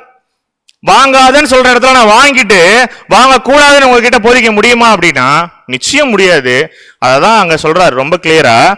நாங்க இந்த அப்போஸ்தலர் சொன்ன இந்த ஒரு ஊழியத்தை தான் செஞ்சுட்டு இருக்கோம். அன்புக்குரிய சகோதர சகோதரிகளே, 20ஆம் அதிகாரம் 35ஆம் வசனம் வாசிக்கலாம். 35ஆம் வசனம், இப்படி பிரயாசப்பட்டு பலவீனரை தாங்கவும் வாங்குகிறதை பார்க்கிலும் கொடுக்கிறதே பாக்கியம் என்று கர்த்தராகிய இயேசு சொன்ன வார்த்தைகளை நினைக்கவும் வேண்டும் என்று எல்லா விதத்திலேயும் உங்களுக்கு காண்பித்தேன் என்றான்.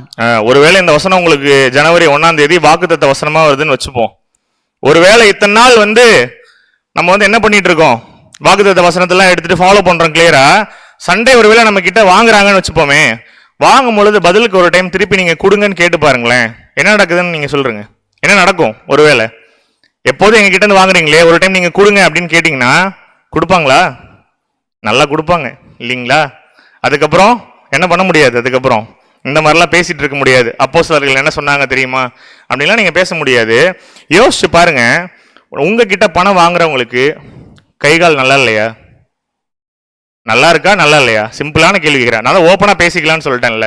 நம்ம யாரையும் ஒரு தனி நபரை குற்றப்படுத்த போறது கிடையாது. இங்க நான் இன்னைக்கு எடுக்கக்கூடிய பாடம் எனக்கும் தான், உங்களுக்கும் தான், நம்ம எல்லாத்துக்கும் தான். அப்படிங்கும் பொழுது நீங்கள் காணிக்கை கொடுக்கக்கூடியவர்கள் கைகால் நல்லா தானே இருக்கு, எந்த பிரச்சனையும் இல்லை, மைண்ட் நல்லா தானே இருக்கு, ஊழியம் பண்ணி சம்பாதிக்கலாமே. அதே தான் அப்போஸ்தலர்கள் சொல்லிட்டு போயிருக்காங்க. அப்போஸ்தலர்களுக்கே வேலை செய்யறதுக்கு டைம் இருக்கு, ஊழியம் பண்ணவும் டைம் இருக்கு. அப்படின்னா இன்னைக்கு இருக்கக்கூடிய போதர்களை நீங்க நல்லா யோசிச்சு பாருங்க, உண்மையான கோதுமை மணிகள் யார், உண்மையான அந்த கலைகள் யார் அப்படிங்கிறத இந்த சத்தியம் வேறு பிரிச்சு காட்டுரும். அன்புக்குரிய சகோதர சகோதரிகளே, நல்லா யோசிச்சு பாருங்க. அப்படி ஒருவேளை யாராவது இல்லைங்க வேதாகமத்துல தசமபாகம் கொடுத்துருக்காங்களே, வசனம் இருக்கே அப்படின்னா ஆசாரியர்களுக்கு கொடுக்க சொன்னாரு. புதிய ஏற்பாட்டுல நியூ டெஸ்டமெண்ட்ல எங்கேயாவது இயேசு கிறிஸ்து உங்களுக்கு அந்த மாதிரி ஒரு ஃபுட் பிரிண்ட்டை வச்சுட்டு போயிருக்காரானா, தசமபாகம் கொடுக்க வேணாம், 100% கொடுக்கணும், 100% உங்களுடைய வாழ்க்கையை ஜீவபலியா கொடுங்கன்னு தான் நம்முடைய இயேசு கிறிஸ்து கேட்டு போனாரே தவிர, நீ என்ன பண்ணு, நீ போயிட்டு 10ல் 1 பங்கு கூடுன்னு சொல்லி நியூ டெஸ்டமெண்ட்ல கேட்கல. வருது பின்னாடி ஒரு அருமையான பாடம் இருக்கு. தசமபாகம், காணிக்கை, அந்நிய பாஷைகள், அநேக விஷயங்கள், நமக்குள்ள நிறைய கருத்து வேறுபாடுகள் இருக்கலாம். ஆனா வசனம் உண்மையா என்ன சொல்லுது அப்படிங்கறத இனி வரக்கூடிய நாட்கள்ல ஒவ்வொரு பாடமாக பார்த்திடலாம்.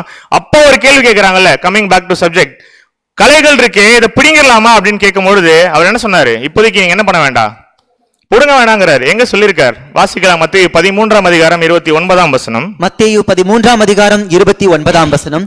அதற்கு அவன், வேண்டாம், களைகளை பிடுங்கும் போது நீங்கள் கோதுமையையும் கூட வேரோடே பிடுங்காதபடிக்கு இரண்டையும் அறுப்பு மட்டும் வளர விடுங்கள்.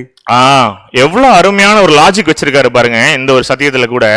நீ என்ன பண்ணாத, இப்ப போயிட்டு அருவாள் எடுத்துட்டு கட் பண்றேன் கலைகள்னு நிக்காதேன்னு.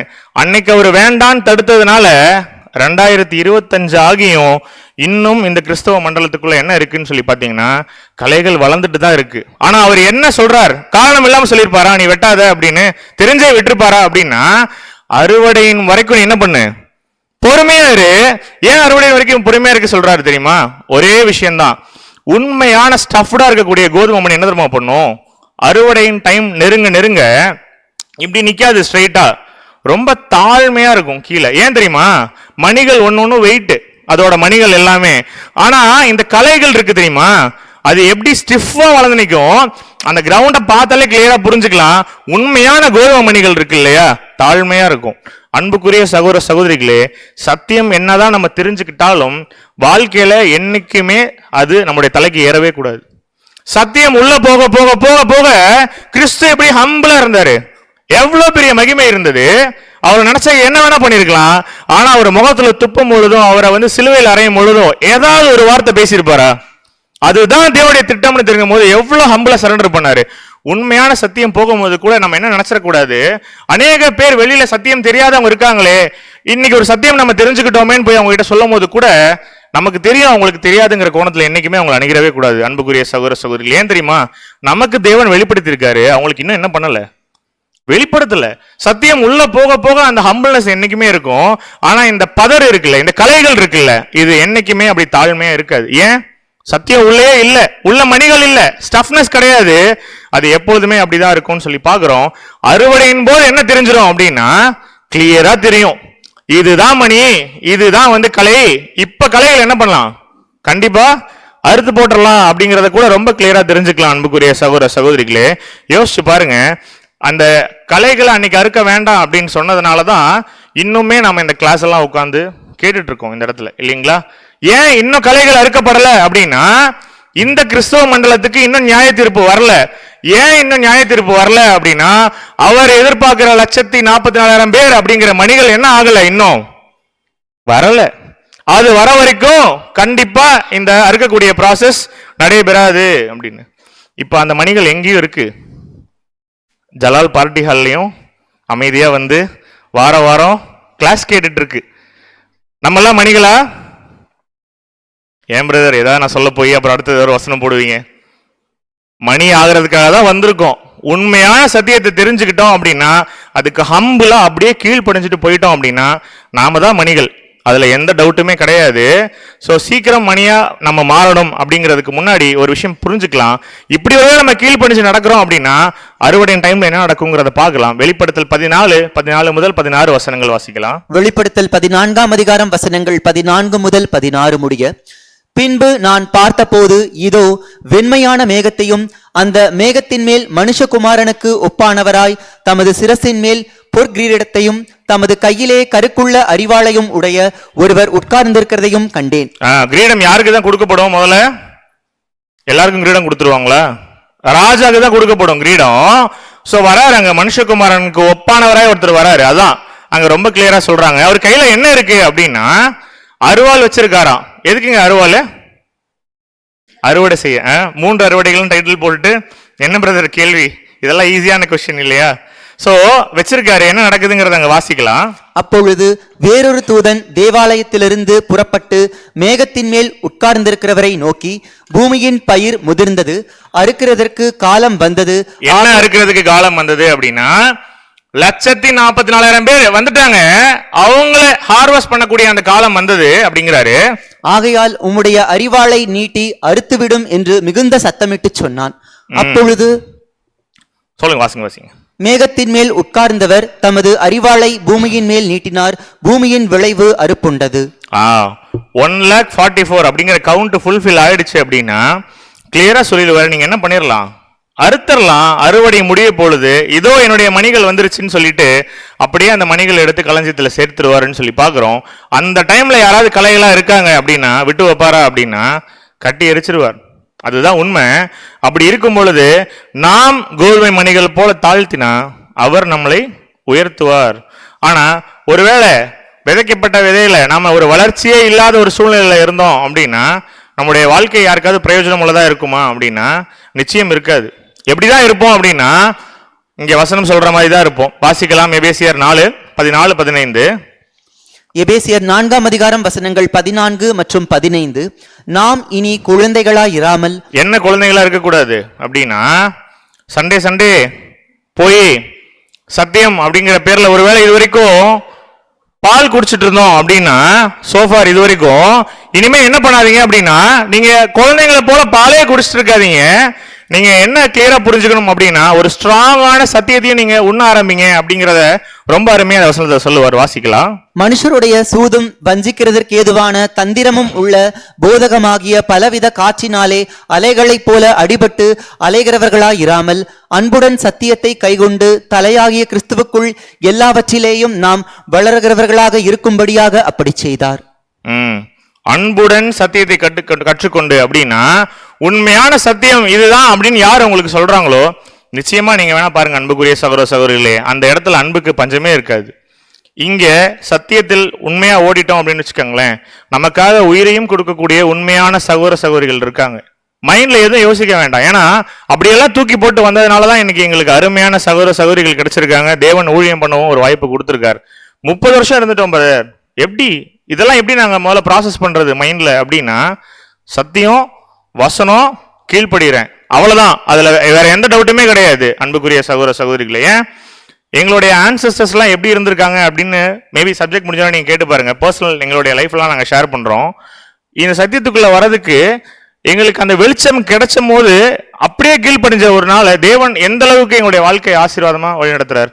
ஆனா ஆசீர்வாதமான எப்படி எதிர்பார்த்துற வேண்டாம் அப்படின்னா அண்ணா நகர்ல ரெண்டு பிளாட்டு, ஸோ மேலே மாடி வீடு காம்ப்ளெக்ஸு அந்த மாதிரி இல்லை. ஆனால் ஸ்டில் ரொம்ப பீஸ்ஃபுல்லான ஒரு லைஃப் வாழ்ந்துட்டு இருக்கோம். எந்த பாரமுமே இல்லை. கஷ்டங்கள் வரும், பாடுகள் வரும். அவர் நிமித்தம் அந்த சத்தியத்துக்காக உண்மையா நிற்கும் பொழுது வரக்கூடிய அவமானங்கள், பாடுகளை தாங்கிக் கொள்ளல அப்படின்னா அவரோடு நம்ம சுதந்திரிக்கவே முடியாது இந்த ராஜ்யத்தை. அன்புக்குரிய சகோதர சகோதரிகளே, அப்போ உண்மையான சத்தியத்துக்கு உள்ள வரும் பொழுது அந்த அன்பும் அந்த சத்தியமும் ரெண்டும் உங்களுக்கு ஈக்குவலா கிடைக்கும் அப்படிங்கிறதுல எந்த ஒரு மாற்று கருத்தும் இல்லை. இதெல்லாத்தையும் கேட்டுட்டு ஒருவேளை மாறாம இருந்துக்கலாமா இதே காஞ்சிபுரத்துல அப்படின்னா இருந்துக்கலாம். யாராவது ஃபோர்ஸ் பண்ண போறாங்களா? யாராவது கைத்துல கட்டி வச்சு அடிக்க போறாங்களா? ஏன் இந்த வசனத்தை நீங்க ஃபாலோ பண்ணலன்னு? யாரோட சாய்ஸ் இது அப்படின்னா ஒவ்வொரு இண்டிவிஜுவல்ஸ்க்கு உண்டான ஒரு சுயாதீனம். சத்தியத்துக்கு கீழ்ப்படுகிறதா இருக்கட்டும், இல்லை கீழ்ப்படியாம பிரதர் எனக்கு பழசே ரொம்ப கம்ஃபர்டபுளா இருக்கு பிரதர் சொன்னாங்கல்ல, உலக சிற்றின்பம், உலக கவலை, ஐஸ்வர்யம், அப்படியே போய்க்கலாம். எல்லாருக்குமே சாய்ஸ் இருக்கு அப்படிங்கிறதையும் உங்கள் மத்தியில தெரிவித்துக் கொள்கிறேன். ஆனா ஒருவேளை ஸ்ட்ராங்கா நிக்கிறோம் அப்படின்னா உண்மையிலுமே தேவன் நம்மளை ஆசீர்வதிப்பார், ஒரு குறையும் இருக்காது சத்தியத்தின் அடிப்படையில் அப்படிங்கறத கூட உங்கள் மத்தியில் தெரிவித்துக் கொள்கிறேன். ஸோ ரீகேப் பண்ணிடலாம். 2ஆம் அறுவடை நடக்குது. இங்கேயும் விதைக்கிறவர் யாரு அப்படின்னா நம்முடைய ரட்சகர் அப்படின்னு சொல்லி பார்க்கிறோம். ஆனா விதைக்கக்கூடிய அந்த ஒரு மணிகள் யாரு அப்படின்னா அந்த 12 அப்போஸ்தலர்கள். ஆனா இந்த இடத்துல நிலம் யாரை குறிக்குது அப்படின்னா கிறிஸ்தவ மண்டலம், இந்த உலகத்தில் உள்ள கிறிஸ்தவ ஜனங்களை குறிக்கக்கூடிய ஒரு விஷயமா இருக்கு. இங்க உண்மையான கோதுமை யாரா இருக்கக்கூடும்? 1ஆம் அறுவடையில அங்க கோதுமை மணிகளாக 12 அப்போஸ்தலர்கள் வந்தாங்க இல்லைங்களா? அந்த அப்போஸ்தலர்களுடைய வாழ்க்கையை விதைக்கும் பொழுது இங்க யார் வரா அப்படின்னா கோதுமைகளாக சரியான போதனைகளை கேட்டு வரக்கூடியவர்கள் இந்த 2ஆம் அறுவடையில யாரா இருக்காங்க அப்படின்னா 1,44,000 பேரா இருக்காங்க. இந்த உண்மையான சத்தியத்துக்கு கீழ்ப்படியாதவர்கள் எப்படி இருக்காங்க? தவறான போதனைகளை கேட்டு வரக்கூடியவர்கள் ஒரு கலை வகுப்பாரா இருக்காங்க அப்படின்னு சொல்லி பார்க்கிறோம். அன்புக்குரிய சகோதர சகோதரிகளே, உங்கள் மத்தியில் ஒரே ஒரு கேள்விதான். அப்போ இவ்வளவுதான் ரட்சிப்பின் திட்டமா? இதுதான் பரலோக ராஜ்யத்தின் சுவிசேஷமா? அவ்வளவுதானா? இந்த 1,44,000 ரட்சிக்கிறோம், இதுதான் இந்த அறுவடையா அப்படின்னா யோசிச்சு பாருங்க. இந்த 2ஆம் அறுவடையில தேவன் யாரை தான் அறுவடை செய்யறாரு அப்படின்னா கிறிஸ்துவனுடைய மனவாட்டியை மட்டும்தான் அறுவடை செய்யறாரு இந்த ஒரு அறுவடையில. ஆனா யோசிச்சு பாருங்க, கிறிஸ்டியன்ஸை மட்டும் ரட்சிக்கிறது தான் தேவனுடைய திட்டமா? ரொம்ப நேரமா நானே பேசிட்டேன், எந்த தலையும் நவரவே மாட்டேங்குது. ஈஸியான கொஸ்டின் கேட்கிறேன். கிறிஸ்து தேவன் இவங்களுடைய பிளான்ல வெறும் கிறிஸ்டியன்ஸை மட்டும் தான் ரட்சிக்கிறது தேவனுடைய திட்டமான்னு கேட்கிறேன். ஒருவேளை முஸ்லிம்ஸோ இல்லை ஹிந்துஸோ இருந்தாங்கன்னா அப்படியே விட்டுருவாரா அவங்கள அப்படின்னா எல்லாத்துக்கும் தான் தேவன், ஒட்டுமொத்த ஜனத்துக்கும் தான் இயேசு கிறிஸ்து ஈடுபலி செலுத்தியிருக்காரு, விலைக்கிரயமா அவருடைய ரத்தத்தையே கொடுத்திருக்காரு. அப்படிங்கும் பொழுது என்ன அப்போ எங்க பிரதர் இந்த 2ஆம் அறுவடை இப்படியே முடியுது அப்படின்னா அதுதான் 3ஆம் அறுவடை. எப்படி அப்போஸ்தலர்களை வச்சு அந்த விதையை வச்சு அப்போஸ்தலர்களை முதல்ல வசனத்தை கொடுத்து அறுவடை பண்ணி எடுத்துறாரு 12 அப்போஸ்தலர்களை இஸ்ரேல் ஜனத்துல. அந்த 12 அப்போஸ்தலர்களை திரும்பி அகைன் நமக்கு மணிகளாக போட்டு அந்த மணிகள் மூலமாக 1,44,000 அழகா சூஸ் பண்ணிடுறாரு. அப்போ அந்த 1,44,000 இருக்காங்க இல்லையா, அந்த 1,44,000 சபை வகுப்பார், அவர்களை வைத்து ஒட்டுமொத்த உலக ஜனத்தையும் என்ன பண்ண போறார் நம்முடைய ரட்சகர் அப்படின்னா அவர்கள் மூலமாக அந்த ஒரு மீட்பை கொடுக்க போறார் அப்படின்னு சொல்லி பார்க்கிறோம். 1 தீமோத்தேயு 2ஆம் அதிகாரம் 4ஆம் வசனம் கூட வாசிச்சிடலாம். ஸோ 2ஆம் அறுவடையில இந்த 1,44,000 வந்துட்டாங்க அப்படின்னா அடுத்தது டைரக்டா 3ஆம் அறுவடை தான். இதை கூட 1 தீமோத்தேயு 2:4 வாசிச்சிடலாம். 1 தீமோத்தேயு 2ஆம் அதிகாரம் 4ஆம் வசனம், எல்லா மனுஷரும் ரட்சிக்கப்படவும் சத்தியத்தை அறிகிற அறிவை அடையவும் அவர் சித்தமுள்ளவராய் இருக்கிறார். ஃபர்ஸ்ட் அவர் சித்தம் தராரு. யாருக்காக அப்படின்னா கிறிஸ்டியன்ஸுக்கு மட்டுமா அப்படின்னா எல்லா மனுஷரும் சத்தியத்தை தெரிஞ்சுக்கணும். இது யாருடைய திட்டம்? தேவனுடைய திட்டம். யோசிச்சு பாருங்க எவ்வளவு பயஸ்டா இருக்கும். ஒரே காம்பவுண்ட்ல இருக்கும், கிறிஸ்டியன்ஸுக்கு மட்டும் தான் ரட்சிப்புன்னு சொன்னோம் அப்படின்னா மற்ற உலக ஜனங்கள் மற்ற பிலீஃப்ல இருக்கக்கூடிய ஜனங்களுக்கு மீட்பே இல்லையா அப்படின்னா இப்போ 1,44,000 உண்டான அழைப்புல தான் நம்ம ஓடிட்டு இருக்கோம். ஸோ அந்த ஜனங்களை மீட்டெடுக்கிறதுக்கு தேவன் என்ன பண்ணியிருக்காரு? நம்மை கொண்டு அவர்களை மீட்பதற்காக ஒரு மிகப்பெரிய ப்ராசஸ் வச்சிருக்காரு. ஃபர்ஸ்ட் சத்தியம் கொடுக்கணும் இல்லைங்களா? தேவன்னா யாருன்னே தெரியாம ஒரு அப்துல் காதரை நீங்க தேவன் யாருன்னு அக்செப்ட் பண்ணிக்கோ, உண்மையான சத்தியம் என்னன்னு அக்செப்ட் பண்ணிக்கோன்னு அக்செப்ட் பண்ணிப்பாரா? ராமசாமி ஒத்துப்பாரா? கிடா வெட்டிட்டு இருப்பாரு இத்தனை நாளா. அவரை கூட்டு கிறிஸ்டியனோட ஈடுபலினா என்னன்னு தெரியுமா உனக்கு அப்படின்னு கேட்டீங்கன்னா என்ன சொல்லுவாரு? ஒரே வெட்டு நம்மள இல்லையா? அப்போ சத்தியமே அவங்களுக்கு தெரியல அப்படிங்கும் போது எப்படிங்க அவங்க தேவனை தெரிஞ்சுப்பாங்க? அப்ப அவங்களுக்கு ஒரு ரட்சிப்பின் திட்டம் வேணும்ல. இப்ப ஃபர்ஸ்ட் என்ன சொல்றாரு தெரியுமா? சத்தியத்துக்கு கீழ்ப்படிஞ்சு நீங்க முதல்ல வாங்க கிறிஸ்துவுக்கு மனவாட்டியா. நீங்க வந்துட்டீங்கன்னா உங்களுடைய ரோல் மாடல், உங்களுடைய வாழ்க்கை முறையை ஒரு ரோல் மாடலா காட்டி இதே பாவப்பட்ட உலகத்துல உண்மையான வசனத்துக்கு கீழ்ப்படிந்து மரித்த 1,44,000 பேருடைய வாழ்க்கை முறையை வந்து ஒரு பாடமா காட்டுவார். காட்டினா எப்படி இருக்கும்? பக்கத்து வீட்டுல இருந்த இதே முனுசாமி நம்மளை பாப்பாரா? ஆமாங்க, அன்னைக்கு ஏதோ வித்தியாசமா பண்ணிட்டு இருந்தாங்க, ஆனா மத்த கிறிஸ்டியன்ஸுக்கும் இவங்க கிட்ட ஏதோ ஒரு டிஃபரன்ஸ் இருக்கு, அதனாலதான் இவங்க என்ன ஆயிட்டாங்க, சபையாயிட்டாங்க போல. நமக்கு தான் அப்ப புரியல, பக்கத்து வீட்லயே இருந்ததுனால இவங்க என்ன பண்ணிட்டு இருக்காங்க அப்படின்னு. யோசிச்சு பாருங்களேன், உலகத்துல எத்தனையோ பிரிவுகள் இருக்கு கிறிஸ்டியானிட்டியில. ஒவ்வொருத்தரும் ஒவ்வொரு குரூப்ல ஒவ்வொரு குரூப் கீழே தான் இருக்காங்க. ஒவ்வொரு பாஸ்டர்ஸ் ஒவ்வொரு ஃபாதர் சொல்றாங்கன்ற ஒரு போதனையில இருக்காங்க. உண்மையான வசனத்துக்கு கீழ்ப்படிஞ்சு ஒரு டிஃபரன்ஸ் காட்டும் பொழுது நமக்கு ரொம்ப சப்போர்ட் அதிகமா இருக்குமா நம்ம போற இடத்துல? உண்மையான சத்தியத்தை சொல்லி பாருங்க. அப்பானா என்ன, பையனா என்ன, அதெல்லாம் இங்க எடுபடாது என்னைக்குமே. ஏன் தெரியுமா? எல்லாராலையும் அதை ப்ராசஸ் பண்ண முடியாது, மைண்ட்ல அக்செப்ட் பண்ணிக்க முடியாது. ஆனா அவர் கிளியரா வசனம் சொல்லிட்டு போயிட்டாரு, இதுதான்ப்பா சத்தியம், இதுதான் கரெக்ட், இதுதான் நீ ஃபாலோ பண்ணு, நீ ஃபாலோ பண்ண உனக்கு என்ன கொடுக்குறேங்கிறத கிளியரா சொல்லிட்டாரு. அப்படி இருக்கும் பொழுது இப்போ உலக ஜனங்களை ரசிக்கிறதுக்கு அவருடைய பிளான் இல்ல, முதல்ல நம்மள ரசிக்கணும் அப்படிங்கிற ஒரு விஷயத்துக்காக தான் நமக்கு சத்தியம் கொடுக்குறாரு. மூன்றாவது அந்த அறுவடையில விதைகள் யாரு அப்படின்னா, எப்படி ஒவ்வொரு ஹார்வெஸ்ட்லயும் விதைக்கிறவர் மனுஷகுமாரனா இருந்தாரு. ரொம்ப சர்ப்ரைசிங் என்ன, இந்த மூன்றாவது அறுவடையில மனுஷகுமாரன் தான் விதைக்கிறவரு, ஆனா அவர் கூட சேர்ந்து யார் தெரியுமா அரசாட்சி பண்ண போறா? இந்த சபை வகுப்பாரும் சேர்ந்து.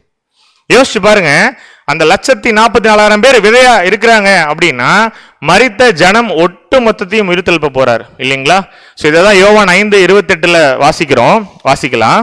யோவான் 5:28 இதை குறித்து நீங்கள் ஆச்சரியப்பட வேண்டாம், ஏனென்றால் பிரேத குழிகளில் உள்ள அனைவரும் அவருடைய சத்தத்தை கேட்கும் காலம் வரும். நம்ம ஹார்ட்டுக்கு ரொம்ப நெருக்கமானவங்க எத்தனை பேரை நம்ம இழந்திருப்போம் நம்முடைய வாழ்க்கையில இது வரைக்கும். யோசிச்சு பாருங்க, வெறும் வீடு கிடைக்கும், காரு கிடைக்கும், இதெல்லாம் ஆசீர்வாதமா? நாம் நேசித்த நம்முடைய ரத்த உறவுகள், சொந்தங்கள் எத்தனை பேரை இந்த உலகத்துல நம்ம இழந்துட்டு இருப்போம் நம்முடைய லைஃப்ல. அவங்க எல்லாம் திரும்பி நமக்கு கிடைக்க போறாங்க, அவங்க நம்ம பார்க்க போறோம் அப்படிங்கிறது இது சந்தோஷமா? இதுக்கு நேராகுமா? உங்க பேர்ல ஒரு 1 கோடி ரூபாய் வீடு தரேன் அப்படின்றதும், உங்களுடைய கிண்ணன் கித், உங்களுடைய ஹஸ்பண்டா இருக்கட்டும், நம்முடைய குழந்தைகளா இருக்கட்டும், மரித்தவர்கள் நம்ம கூட இருக்க போறாங்கன்றதை கம்பேர் பண்ணும் பொழுது எது ரொம்ப ஆசீர்வாதமா இருக்கும்? அந்த 1 கோடியே எனக்கு ஓகே பிரதர் அப்படின்னு யாராவது சொல்லுவோமா? இல்ல. அப்படிலாம் சொல்லியிருந்தோம்னா கிறிஸ்தவனா இல்லை, மனுஷனா இருக்கிறதுக்கு நம்ம என்ன இல்லை, நமக்கு தகுதி இல்லை. இப்ப யோசிச்சு பாருங்க, எவ்வளவு அழகான ஒரு வசனம். இதை குறித்து நீங்கள் ஆச்சரியப்பட வேண்டாம். ஏன் தெரியுமா? உண்மையான சத்தியம் கேட்கும் பொழுது ஆச்சரியமா தான் இருக்கும். ஏனென்றால் பிரேத குழிகளில் உள்ள அனைவரும் அவருடைய சத்தத்தை கேட்கும் காலம் வரும். எப்பங்க காலம் வரும்? நம்ம முதல்ல கேரக்டர் காட்டி நம்ம 1,44,000 மாறினா அந்த காலம் வரும். நம்ம இங்கேயே உட்காந்து அதுக்கு நம்மளை கீழ்படுத்தாம டிலே பண்ணிட்டே இருந்தா அப்புறம் pray for Palestine, pray for Gaza போட்டுட்டே இருக்கலாம் ஒவ்வொரு கண்ட்ரிக்கா, இல்லைங்களா? ஏன் இதெல்லாம் முடிவு பெறுமா அப்படின்னா இதெல்லாம் முடிவு பெறாது. ஏன்? அதெல்லாம் நடந்துட்டே இருக்கு. ஏன்னா இன்னும் நம்ம கேரக்டர் காட்டி சபையா போல, நம்ம டிலே பண்ணிட்டு இருக்கோம் அந்த ப்ராசஸை, இல்லைங்களா? இப்ப யோசிச்சு பாருங்க, அந்த ஒரு பிரேத குழிகளில் உள்ள அனைவரும் அவருடைய சத்தத்தை கேட்கும் காலம் வரும். என்ன சத்தம் அப்படின்னா, அனைவரும் அவருடைய சத்தியத்தை கேட்கக்கூடிய காலம் வரும். மரித்தவங்களுக்கு தெரியுமா இப்படி ஒரு சத்தியம் இருக்குன்னு? காஞ்சில இன்னைக்கு நம்ம நின்று பேசிட்டு இருக்கோம், நம்ம கூட இருந்த அந்த உறவுகளுக்கு தெரியுமா மரிச்சவங்களுக்கு இப்படி ஒரு சத்தியம் இருக்குன்னு? எப்ப அவங்களுக்கு தெரிவிக்கிறது? அப்போ யார் தெரிவிப்பா? யோசிச்சு பாருங்க, மிகவும் ஒரு ஆழமான சத்தியங்கள் இதுலலாம் இருக்கு. தேவனுக்கு சித்தம் இருந்தால் பின்னாடி வரக்கூடிய நாட்கள்ல கூட நம்ம பார்க்கலாம். ஸோ உலக ஜனங்களுக்கு ரட்சிப்பு வேணும் அப்படின்னா ஃபர்ஸ்ட் அவங்களுக்கு சத்தியத்தை கொடுத்துட்டு அப்புறம் தான் ரட்சிக்கணும். அதில் தான் தேவன் என்ன பண்றாரு அப்படின்னா, மூன்றாவது அறுவடைக்கு அவங்களை தயார்படுத்துறது தான் அதுதான் ஒரு உண்மையான சத்தியமா இருக்கும் அப்படிங்கிறத கூட பார்க்கிறோம். ஏசாயா 11:9 வாசிக்கலாம். ஏசாயா 11:9 என் பரிசுத்த பர்வதம் எங்கும் தீங்கு செய்வாரும் இல்லை, கேடு செய்வாரும் இல்லை. சமுத்திரம் ஜலத்தினால் நிறைந்திருக்கிறது போல் பூமி கர்த்தரை அறிகிற அறிவினால் நிறைந்திருக்கும். என்ன அருமையான வசனம் பாருங்க. பரிசுத்த பர்வதம் எங்கும் தீங்கு செய்வாரும் இல்லை, கேடு செய்வாரும் இல்லை. சமுத்திரம் ஜலத்தினால் நிறைந்திருக்கிறது போல பூமி கர்த்தரை அறிகிற அறிவினால் நிறைந்திருக்கும். எப்பங்க நிறைந்திருக்கும்? இந்த 1,44,000 கேரக்டர் காட்டி தன்னுடைய கோஷம் முடிக்கிறாங்க, கிறிஸ்துவுக்கு மனவாட்டியா போயிட்டாங்க அப்படின்னா அவர்களுடைய வாழ்க்கையே தேவன் ஒரு படமா போட்டு காட்டுவார். இன்னைக்கு நான் ஸ்லைட் போடுறோம்ல, என்ன ஸ்லைட்ல போட்டுட்டு இருக்கோம்? அப்போஸ்தலர்களுடைய ஊழியம்னா என்ன, அப்போஸ்தலர்கள் சொன்ன உண்மையான சத்தியம்னா என்னன்னு இன்னைக்கு ஸ்லைடு போடுறோம்ல. யோசிச்சு பாருங்க, இந்த இடத்துல ஒரு 1,44,000 அவங்க இருந்துட்டு அவங்களுடைய வாழ்க்கை, இப்ப உதாரணத்துக்கு இந்த காஞ்சியில இந்த ஜலால் பார்ட்டி ஹால்ல உட்கார்ந்துருக்க ஒவ்வொருத்தருடைய வாழ்க்கையும் இந்த ஸ்லைட்ல வந்தா எப்படி இருக்கும்? அதையும் பிரதர் கேட்குறீங்க, அதையும் போட்டு காட்டுறீங்க அப்படின்னா அந்த கான்ஃபிடன்ஸ் வளரணும். இல்ல நானும் கிறிஸ்துவோட நெருங்கி ஓடிட்டு இருக்கேன், உண்மையான வசனத்துக்கு கீழ்ப்படிஞ்சு சபையாக போறேன் அப்படின்னா அவங்களுடைய வாழ்க்கை எப்படி தெரியுமா இருக்கும்? இதுல போடும் பொழுது எந்த ஒரு தயக்கமும் இருக்காது. தைரியமா ப்ளே பண்ணுங்க. என்னுடைய 30 இயர்ஸ் லைஃபை நீங்க ப்ளே பண்ணுங்க. சத்தியம் தெரிஞ்சுக்கிட்ட பிற்பாடு அந்த ஒரு 10 இயர்ஸ் என்னுடைய லைஃபை நீங்க ப்ளே பண்ணுங்கன்னு சொல்லி ஒரு 40 வயசு உள்ளவங்க அழகா போல்டா சொல்லலாம். பிஃபோர் 30 ப்ளே பண்ண போறது இல்ல. சத்தியம் கிடைச்சுக்கிட்ட பிற்பாடு ஒரு 10 இயர்ஸ் வாழ்றோம், இல்ல ஒரு நாள் வாழ்றோம் உண்மையான சத்தியத்துக்கு. அது அழகா தேவன் போட்டு காட்டுவார் உலக ஜனங்களுக்கு. இங்க பாரு, இதே உலகத்துலதான், இதே பாவப்பட்ட பூமியில தான் உண்மையான சத்தியத்துக்கு கீழ்ப்படிஞ்சு ஒருத்தவங்க கேரக்டர் காட்டியிருக்காங்க. அப்ப நீயும் என்ன பண்ணலாம்? தாராளமா கேரக்டர் காட்டலாம் இல்லைங்களா? இதை சொல்லும் பொழுது யோசிச்சு பாருங்க, நாம அப்போஸ்தலருடைய வாழ்க்கையை படிக்கிறோம், உண்மையிலுமே தேவனுக்கு ஏற்ற பிள்ளைகளாக ஒரு வாழ்க்கையை வாழ்றோம்னா நம்ம லைஃபை பின்னாடி யார் படிப்பா? இவ்வளோ சேடா இருக்கும் போது நம்ம லைஃப் எப்படி இருக்கு? யாரையும் குறை சொல்றதுக்காக வரல, எல்லாரும் சேம். இங்க எல்லாருமே புனிதர்களா? நம்ம எல்லாருமே பேசக்கூடிய என்னையும் சேர்த்து எல்லாருமே பாவிகள் தான் இல்லையா? கிறிஸ்து போல மாறுறதுக்கு வந்திருக்கோம். கிறிஸ்துவா மாறிட்டா இங்க நமக்கு வேலை இல்லை. யாராவது நான் தான் கிறிஸ்துன்னு சொன்னாங்கன்னா என்ன பண்ணாதீங்க, முதல்ல பயந்து ஓடணும் அங்க இருந்து. ஏன்? அப்புறம் இங்க என்ன வேலை அவங்களுக்கு இல்லையா? கிறிஸ்து மாதிரி ஒரு வாழ்க்கை வாழ்ந்துருந்தா இந்நேரம் எங்க போயிருக்கலாம்? சபையா போயிருக்கலாம் இல்லைங்களா? இப்போ யோசிச்சு பாருங்க, நம்மளுடைய வாழ்க்கை அதை அவங்க படிச்சுட்டு முடிக்க அவங்களுக்கு எவ்வளோ டைம் எடுக்கும் அப்படின்னா 1000 இயர்ஸ், 1000 வருடம் அவங்களுக்கு டைம் பீரியடு. ஸோ அறுவடை இருக்கு. எப்படி நமக்கு அறுவடை இருக்கோ நம்மளுடைய 2ஆம் அறுவடையில அங்கேயும் ஹார்வெஸ்ட் இருக்கு. ஆனா ஒரு சின்ன சேஞ்ச். ஃபர்ஸ்ட் அறுவடைக்கும் செகண்ட் அறுவடைக்கும் என்ன டிஃபரன்ஸ்? எல்லா இடத்துலயும் இயேசு கிறிஸ்து தனியா தான் வந்தாரு. இந்த 3ஆவது அறுவடையில தான் யார் வருவாங்க அப்படின்னா அவரோட கூட சகல பரிசுத்த தூதரோடும் அந்த 1,44,000 வராங்க. யோசிச்சு பாருங்க, முதல் 2 அறுவடையில விதைக்கிறவர் கிறிஸ்து தான், அதுல மாற்றுக்கிறதே இல்லை. ஆனா இந்த 3ஆவது அறுவடை இருக்குல்ல, அதுல என்ன நடக்குதுங்கிறத மத்திய 25:31-33 வசனங்கள் வாசிக்கலாம். தனியா வரல, அது மட்டும் கிளியர். மத்தேயு 25ஆம் அதிகாரம் வசனங்கள் 31 முதல் 33 முடிய. அன்றியும் மனுஷகுமாரன் தமது மகிமை பொருந்தினவராய் சகல பரிசுத்த தூதரோடும் கூட. யார் அந்த சகல பரிசுத்த தூதரோடும்னா அந்த 1,44,000 சொல்றாரு. யோசிச்சு பாருங்க, தமது மகிமையுள்ள சிங்காசனத்தின் மேல் வீற்றிருப்பார். சிங்காசனத்துல உட்கார்ந்துட்டாருன்னா ஜட்ஜ்மெண்ட் அப்படிங்கறத கிளியரா புரிஞ்சுக்கலாம். அப்பொழுது சகல ஜனங்களும் அவருக்கு முன்பாக சேர்க்கப்படுவார்கள். உயிர் தெழுப்பப்பட்ட ஒட்டுமொத்த உலக ஜனங்களும் நிப்பாங்க. அந்த டைம்ல ஒரு செப்பரேஷன் நடக்கும். எப்படி நம்மளுடைய அறுவடையில ஒரு செப்பரேஷன் நடந்தது? ஃபர்ஸ்ட் கோதுமை மணிக்கும் பதருக்கும் உள்ள செப்பரேஷன், செகண்ட் மணிகளுக்கும் கலைகளுக்கும் உள்ள செப்பரேஷன் இருந்தது இல்லைங்களா? அதே போல இங்கேயும் ஒரு செப்பரேஷன் நடக்குது அப்படின்னு சொல்லி பாக்குறோம். மேய்ப்பனானவன் செம்மறியாடுகளையும் வெள்ளாடுகளையும் வெவ்வேறாக பிரிக்கிறது போல அவர்களை அவர் பிரித்து செம்மறியாடுகளை தமது வலது பக்கத்திலும் வெள்ளாடுகளை தமது இடது பக்கத்திலும் நிறுத்துவார். இங்க மட்டும் ப்ரொசீஜர் மாறுது. இந்த 3ஆவது அறுவடையில 2 செப்பரேஷன் பண்றாராம். இந்த ஒட்டுமொத்த உலக ஜனங்களுக்கும் அந்த 1000 வருட அரசாட்சி அந்த சபையினுடைய அந்த வாழ்க்கையை ஃபுல்லா அவங்களுக்கு பாடமா காட்டிட்டு அந்த டைம்ல அவங்களுக்குள்ள ஒரு செப்பரேஷன் ப்ராசஸ் வைப்பாரு. ஏன்னா ஒவ்வொரு அறுவடையிலுமே என்ன பண்ணிருக்காரு? தேவன் பிரித்து எடுத்திருக்காரு இல்லையா? இஸ்ரேல்ல இருந்து அப்போஸ்தலர்களை, இங்க இந்த உலகத்துல இருந்து 1,44,000 பேரை, அதே போல அந்த உலக ஜனங்கள் நிலம் இந்த இடத்துல உலக ஜனங்கள், ஒட்டுமொத்த உயிர்த்துல இருந்த உலக ஜனங்கள் தான் இந்த இடத்துல நிலம். சோ அவர்கள் மத்தியில் ஒரு செப்பரேஷன் நடக்குது. என்ன பண்றாரு அப்படின்னா, எப்படி கோதுமை பதர் பார்த்தோமோ, எப்படி கோதுமை களை பார்த்தோமோ, அதே போல செம்மறியாடு வெள்ளாடு அப்படிங்கிற ஒரு செப்பரேஷன் நடக்குது. இதுல யோசிச்சு பாருங்க, இதுல எந்த ஆடு நல்ல ஆடு? எந்த ஆடு? ஒரு ஊர்ல கேட்கும் போது சொன்னாங்க, பிரதர் செம்மறி ஆடு தான் நல்ல ஆடு, அதான் ரொம்ப டேஸ்டா இருக்கும் அப்படின்னு. நீங்க சொல்லுங்க, எந்த ஆடு நல்ல ஆடு? வசனம் படிச்சிட்டோமா? யாராவது கரெக்டான பதில்கள் வருது? வாசிக்கலாம். மத்திய 25:34. 34ஆம் வசனம். அப்பொழுது ராஜா தமது வலது பக்கத்தில் நிற்பவர்களை பார்த்து, வலது பக்கத்துல அந்த ஆடு, அந்த பேரபிள்ல யாரு நிக்கிறா வலது பக்கத்துல அப்படின்னா செம்மறியாடுகள் நிப்பாங்க அந்த இடத்துல அப்படின்னு சொல்லி பாக்குறோம். வாருங்கள் என் பிதாவினால் ஆசீர்வதிக்கப்பட்டவர்களே, உலகம் உண்டானது முதல் உங்களுக்காக ஆயத்தம் பண்ணப்பட்டிருக்கிற ராஜ்யத்தை சுதந்தரித்துக் கொள்ளுங்கள். யோசிச்சு பாருங்க, வெள்ளாடு செம்மறியாடு கம்பாரிசன்ல இந்த லெஃப்ட்ல இருக்கிறது வெள்ளாடு. ஸோ ஏன் இந்த வெள்ளாடு ரிஜெக்ட் ஆகுது அப்படிங்கிறது கூட, ஏன் அவங்க 2ஆம் மாநிலத்துக்குள்ள போறாங்க அப்படிங்கிறது கூட பின்னாடி ஒரு பெரிய ஒரு சப்ஜெக்ட்ல நம்ம பார்க்கலாம் டீப்பா. இப்ப ஏன் செம்மறியாடு வெள்ளாடு அப்படின்னு சொல்லி பிரிக்கிறார் அப்படின்னா, ஏன் இந்த ஒரு கம்பாரிசன்?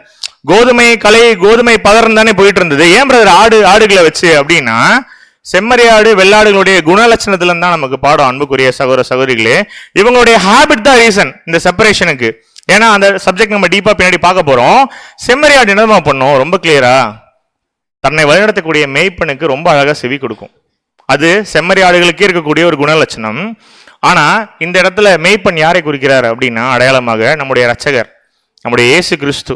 அவர் கூப்பிடும் பொழுது அவருக்கு செவி கொடுக்குறோம் அப்படின்னா நாம தான் செம்மறியாடுகள். நம்மளை கூப்பிடுறாரா? எங்க கூப்பிட்டுருக்காரு? ஜல்லால கூப்பிட்டுருக்காரா? செவி கொடுக்குறோமா மேய்ப்பனுக்கு? யாரோட இஷ்டம் செவி கொடுக்கறதும் கொடுக்காததும்? ஆடுகளோட இஷ்டம். ரைட் சைடில் நின்னோம்னா செவி கொடுத்தோம்னா செம்மறியாடு, லெஃப்ட் சைடில் இருந்தோம் அப்படின்னா வெள்ளாடுகள் தான்.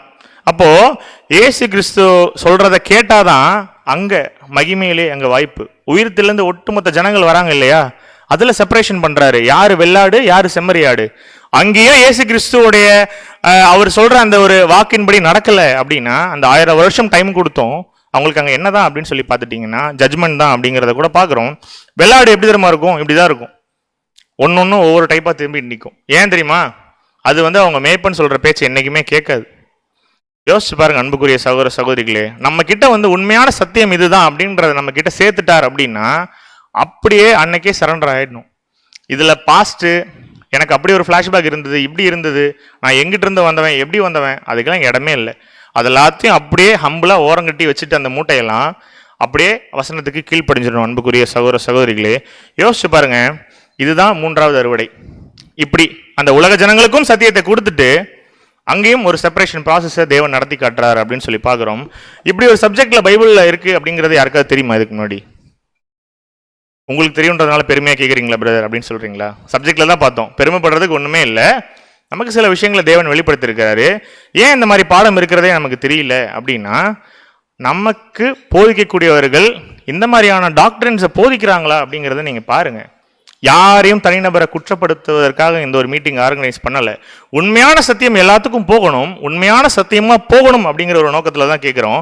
ஒருவேளை நம்மளை வழிநடத்தக்கூடிய மேய்ப்பர்களுக்கே இந்த ஒரு விஷயம் தெரியல அப்படின்னா நம்மளை எப்படி கரெக்டான சத்தியத்துல வழிநடத்துவாங்க? அதை கிளியரா நம்ம யோசிக்கணும். அன்புக்குரிய சகோதர சகோதரிகளே, யோசிச்சு பாருங்களேன். நம்ம இத்தனை நாள் குழந்தையா இருந்து பாலாகாரம் உண்டிருக்கலாம். ஒரு குழந்தைக்கு பிறந்த குழந்தைக்கு தாய்ப்பால் கொடுப்போமா? எத்தனை நாள் கொடுப்போம்? செம ஸ்ட்ரென்த் தான். அதுக்கு நிகரான ஒரு நியூட்ரிஷன் ஃபுட்டு கிடையாது தாய்ப்பாலுக்கு நிகரா. ஒரு 2 வருஷம் கொடுப்போமா? 4 வருஷம்? ஒரு கட்டத்துக்கு மேல என்ன பண்ண ஆரம்பிச்சிருவோம்? பாலாகாரத்தை ஸ்டாப் பண்ணிட்டு திடாகாரம் கொடுக்க ஆரம்பிச்சிருவோம். எதனால தெரியுமா? அந்த குழந்தை வளரணும். வெறும் பாலாகாரமே உண்ணிட்டு இருக்கு ஒரு குழந்தை அப்படின்னா அந்த குழந்தை ஹெல்த்தியான ஒரு பேபியா வளராது. சத்தியம் அப்படிதான். வெறும் பாலாகாரம் தான் நமக்கு போதிக்கப்படுது அப்படின்னா ஆவிக்குரிய வளர்ச்சி நம்முடைய வாழ்க்கையிலே இருக்காது. இந்த பைபிள் கையில தான் இருக்கும், ஆனா எடுத்து படிச்சா எதுவுமே புரியாது. ஏன்? உண்மையான சத்தியத்தை புரிஞ்சுக்கிறது இல்ல. உண்மையான சத்தியத்தை இன்னைக்கு அநேகர் இந்த உலகத்துல இந்த காஞ்சிபுரத்துல என்ன பண்றது இல்லை அப்படின்னு சொல்லி பாத்தீங்கன்னா போதிக்கிறது இல்லை. அதுதான் உண்மை. யோசிச்சு பாருங்க அன்புக்குரிய சகோதர சகோதரிகளே, சண்டே காலையில நமக்கு பால் கிடைக்குதா இல்ல பலமான ஆகாரம் கிடைக்குதா? உங்கள் மத்தியில விட்டுறேன், அந்த பதிலை நீங்க எங்கிட்ட சொல்ல வேண்டாம்.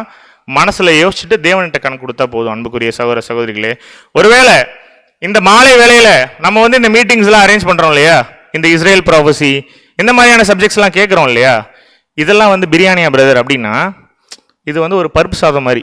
ஏன் தெரியுமா? இதெல்லாம் அடிப்படை வேதாகம வகுப்புகள். இதெல்லாம் பிரியாணி கிடையாது. ஸ்ட்ராங் டாக்டரின்ஸ் இருக்கு, ரெவலேஷன் ஸ்டடி இருக்கு, 39 உவமைகள் பாரபிள்ஸையும் கிளியரா ஸ்டடி பண்ணலாம். எசேக்கியேல் ப்ராபசிஸ் இருக்கு, தானியேல் புக் இருக்கு, எவ்வளவோ விஷயங்கள் இருக்கு வேதாகமத்துல.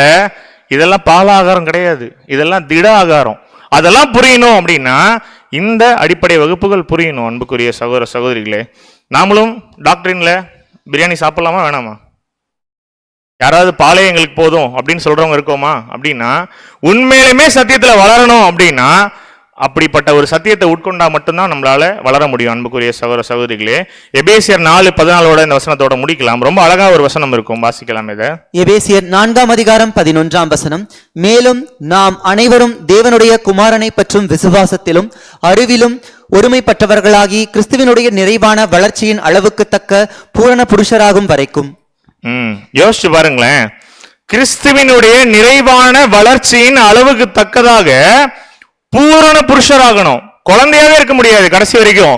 சத்தியம் கேட்க கேட்க அந்த பலமான ஆகாரம் உள்ள போக போக பேபிஸா இருக்க முடியாது. நம்ம ஒரு பூரண புருஷர் ஆகணும் அப்படின்னா அதுக்கு உண்மையான சத்தியம், ஒரு ப்ராப்பர் ஃபுட்டு கிடைக்கணும். ப்ராப்பர் ஃபுட்டு ஒருவேளை உங்களுக்கு கிடைக்குது இந்த கிளாஸஸ்ல அப்படின்னா அதை யூட்டிலைஸ் பண்ணிட்டு அந்த ப்ராப்பர் ஃபுட்டை சாப்பிட்டுட்டு க்ரோ ஆகிறோம் அப்படின்னா நாமளும் ஒரு நிறைவான ஒரு பூரண புருஷராக மாறலாம். அன்பையும் சத்தியத்தையும் கலந்து தான் இந்த சத்தியம் எங்கே போனாலும் பிரசங்கிக்கப்படும் அப்படிங்கிறதையும் உங்கள் மத்தியிலே தெரிவித்துக் கொள்கிறோம். ஸோ இந்த சத்தியத்தை யார் கொடுக்குறா அப்படின்னா நாங்கள் கொடுக்குறோமா? எல்லா இடத்துலையும் விதைக்கிறார் இல்லைங்களா? யார் தான் விதைக்கிறார்? 2ஆம் அறுவடையில் நம்முடைய இரட்சகர் கொடுக்குறார் இல்லையா? இயேசு கிறிஸ்து கொடுக்குறார். எங்கிருந்து? பிதாவினுடைய அனுகிரகம். ஆக்சுவலி அப்பா அவருடைய மிகப்பெரிய திட்டம், அதுல குமாரன் அவருடைய பங்கு நிறைவேற்றிட்டார். குமாரனை மறந்து கொள்ளணும், மனவாட்டியா நம்மளும் மாறணும் அப்படின்னா நாம நம்முடைய பங்கை கரெக்டா செய்யறோம் அப்படின்னா இதே மாதிரி ஒரு பூரண புருஷரா நம்மளும் மாறலாம், மனவாட்டியா மாறலாம். 2வது அறுவடையில நம்மள ஒருவேளை அறுவடை பண்ணிட்டாரு அப்படின்னா நாளைக்கு நம்மை வைத்து இந்த ஒரு 3வது அறுவடை கூட என்ன பண்ணுவார்? நம்முடைய இரட்சகர் செயல்படுத்துவார் அப்படிங்கிறதையும் உங்கள் மத்தியிலே தெரிவித்துக் கொள்கிறோம். ஸோ இலவசமாக தான் கொடுப்போம். எந்த கிளாஸ் எடுத்தாலும் எத்தனை கிளாஸ் எடுத்தாலும் காசு வாங்க மாட்டோம். இலவசமாய் பெற்றோம், இலவசமாய் கொடுக்குறோம் உங்கள் மத்தியில். ஸோ தேவனுக்கு சித்தம் இருந்தால் அடுத்த வாரமும் நம்ம என்ன பண்ணலாம்? ஒரு அருமையான ஒரு பாடத்தோட நாம் இங்கே வந்து கூடலாம். அடுத்த வாரம் என்ன பாடம் அப்படின்னா பாடத்தினுடைய தலைப்பானது மீன் வலை. எத்தனை மணிக்கு நம்ம இங்கே கூடலாம்? 6:30க்கு. மீன் வலைன்னா என்ன தோணுது உங்களுக்கு? ஏதோ ஒரு பெரிய வலைன்னு மட்டும் தோணுது இல்லைங்களா?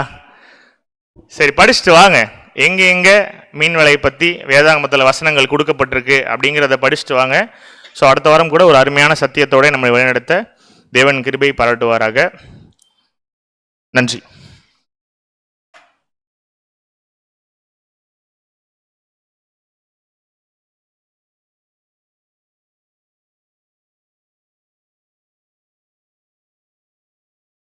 அன்பான சகோதர சகோதரிகளே, இதுகாரும் 3 அறுவடைகள் என்ற தலைப்பின் கீழாக சத்தியத்தை கேட்டோம். இப்படிப்பட்டதான சத்தியத்தை பகிர்ந்தளித்த நம்முடைய பிதாகிய தேவனுக்கு கர்த்தராகிய இயேசு கிறிஸ்துவின் மூலம் நன்றிகளை எடுத்துக்கொண்டு தூதை பகிர்ந்து கொடுத்த சகோதரருக்கும் நன்றிகளை எடுத்துக்கொள்வோம். அடுத்த வாரம் சகோதரர் அறிவித்த வண்ணம் 3 மீன் வலை என்ற தலைப்பிலே நாம் சத்திய பாடத்தை கேட்க இருக்கிறோம். அனைவரும் நேரமாக வந்திருந்து தேவநாமத்தை மகிமைப்படுத்தும்படி கிறிஸ்துவின் நாமத்தில் அன்புடன் கேட்டுக்கொள்கிறோம். இன்றைய நாளுக்குண்ட ஸ்கிரிப்ட் வந்து பின்னாடி அவைலபிள் இருக்குது. சகோதரர்களிடம் பெற்றுக்கொள்ளுமாறு கேட்டுக்கொள்கிறோம். டீ ஸ்நாக்ஸ் அரேஞ்ச் பண்ணியிருக்கோம், அதையும் எடுத்துக்கொள்ளுமாறு கேட்டுக்கொள்கிறோம். இந்த நாளுமாக முடிவு ஜெபத்தில் நம்மை வழிநடத்தும்படி அன்பு சகோதரர் ஹரிகரன் அவர்களை கேட்டுக்கொள்கிறோம்.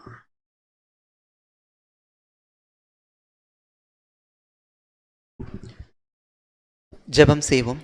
மகா உன்னதங்களில் வாசமாயிருக்கும் இஸ்ரேலின் சேனைகளின் தேவனாகிய கர்த்தாவே, ஆண்டவராகிய இயேசு கிறிஸ்துவின் மூலமாக உமக்கு துதிகளையும் ஸ்தோத்திரங்களையும் ஏறெடுத்துக் கொள்கிறோம் ஐயா. பிதாவே, இந்த ஒரு மாலை வேளையில் ஒரு சிறு மந்தையாக கூடி உம்முடைய சத்திய வசனங்களை எங்களுக்கு நீர் வெளிப்படுத்தி கொண்டு வருகிறீர். பிதாவே, ஒவ்வொரு வாரமும் அநேக அடிப்படை வேதங்களினால் பிதாவே எங்களை நீர் வழிநடத்தி கொண்டு வருகிறீர் சுவாமி. இந்த நாளிலும் 3 அறுவடைகள் என்கிற அந்த ஒரு பாடத்தின் மூலமாக வேதத்தில் மறைந்திருக்கும் அநேக சத்திய பாடங்களை நீர் எங்களுக்கு வெளிப்படுத்தினீர். அதற்காக உமக்கு நன்றி சுவாமி. பிதாவே, நாங்கள் சத்தியத்தை கேட்கிறவர்களாக மாத்திரமல்ல, அதன்படி நடந்து பிதாவே எங்களுடைய ஓட்டம் ஒரு உண்மையுள்ள ஓட்டமாகவும் பிதாவே எங்களுடைய ஒரு மரணம் உடைய பார்வைக்கு அருமையாக இருக்கத்தக்கதாகவும் இருக்க வேண்டுமாக வேண்டுகிறோம் சுவாமி. பிதாவே, இந்த ஒரு கூடுகைக்கு வர தவறிய சகோதர சகோதரிகள் இனி வரும் காலங்களில் இந்த ஒரு கூடுகையில் கலந்து கொண்டு பிதாவே உடைய தெய்வீக நாமத்தை மகிமைப்படுத்த வேண்டுமாகவும் பிதாவே வேண்டுகிறோம் சுவாமி. பிதாவே, இந்த நாளும் நீர் செய்து கொடுக்கிற தாசனை மறைத்து வசனங்களினாலும் சத்தியங்களினாலும் எங்களோடு கூட இடைப்பட்டீர். அதற்காக உமக்கு நன்றி சுவாமி. பிதாவே, இந்த ஒரு கூட்டத்தின் துவக்கம் முதல் முடிவு வரை உடைய தெய்வீக பிரச்சனை எங்களோடு கூட இருந்தது. பிதாவே, நாங்கள் இப்பொழுது பிரிந்து சென்றாலும் உடைய பிரியாத நேசக்கரம் எங்களோடு கூட இருந்து வழி நடத்த வேண்டும் என்று இந்த ஒரு சிறு ஜெபத்தை ஆண்டவராகிய இயேசு கிறிஸ்துவின் மூலமாக ஏறெடுக்கிறோம் எங்கள் ஜீவனுள்ள நல்ல பிதாவே. ஆமீன்.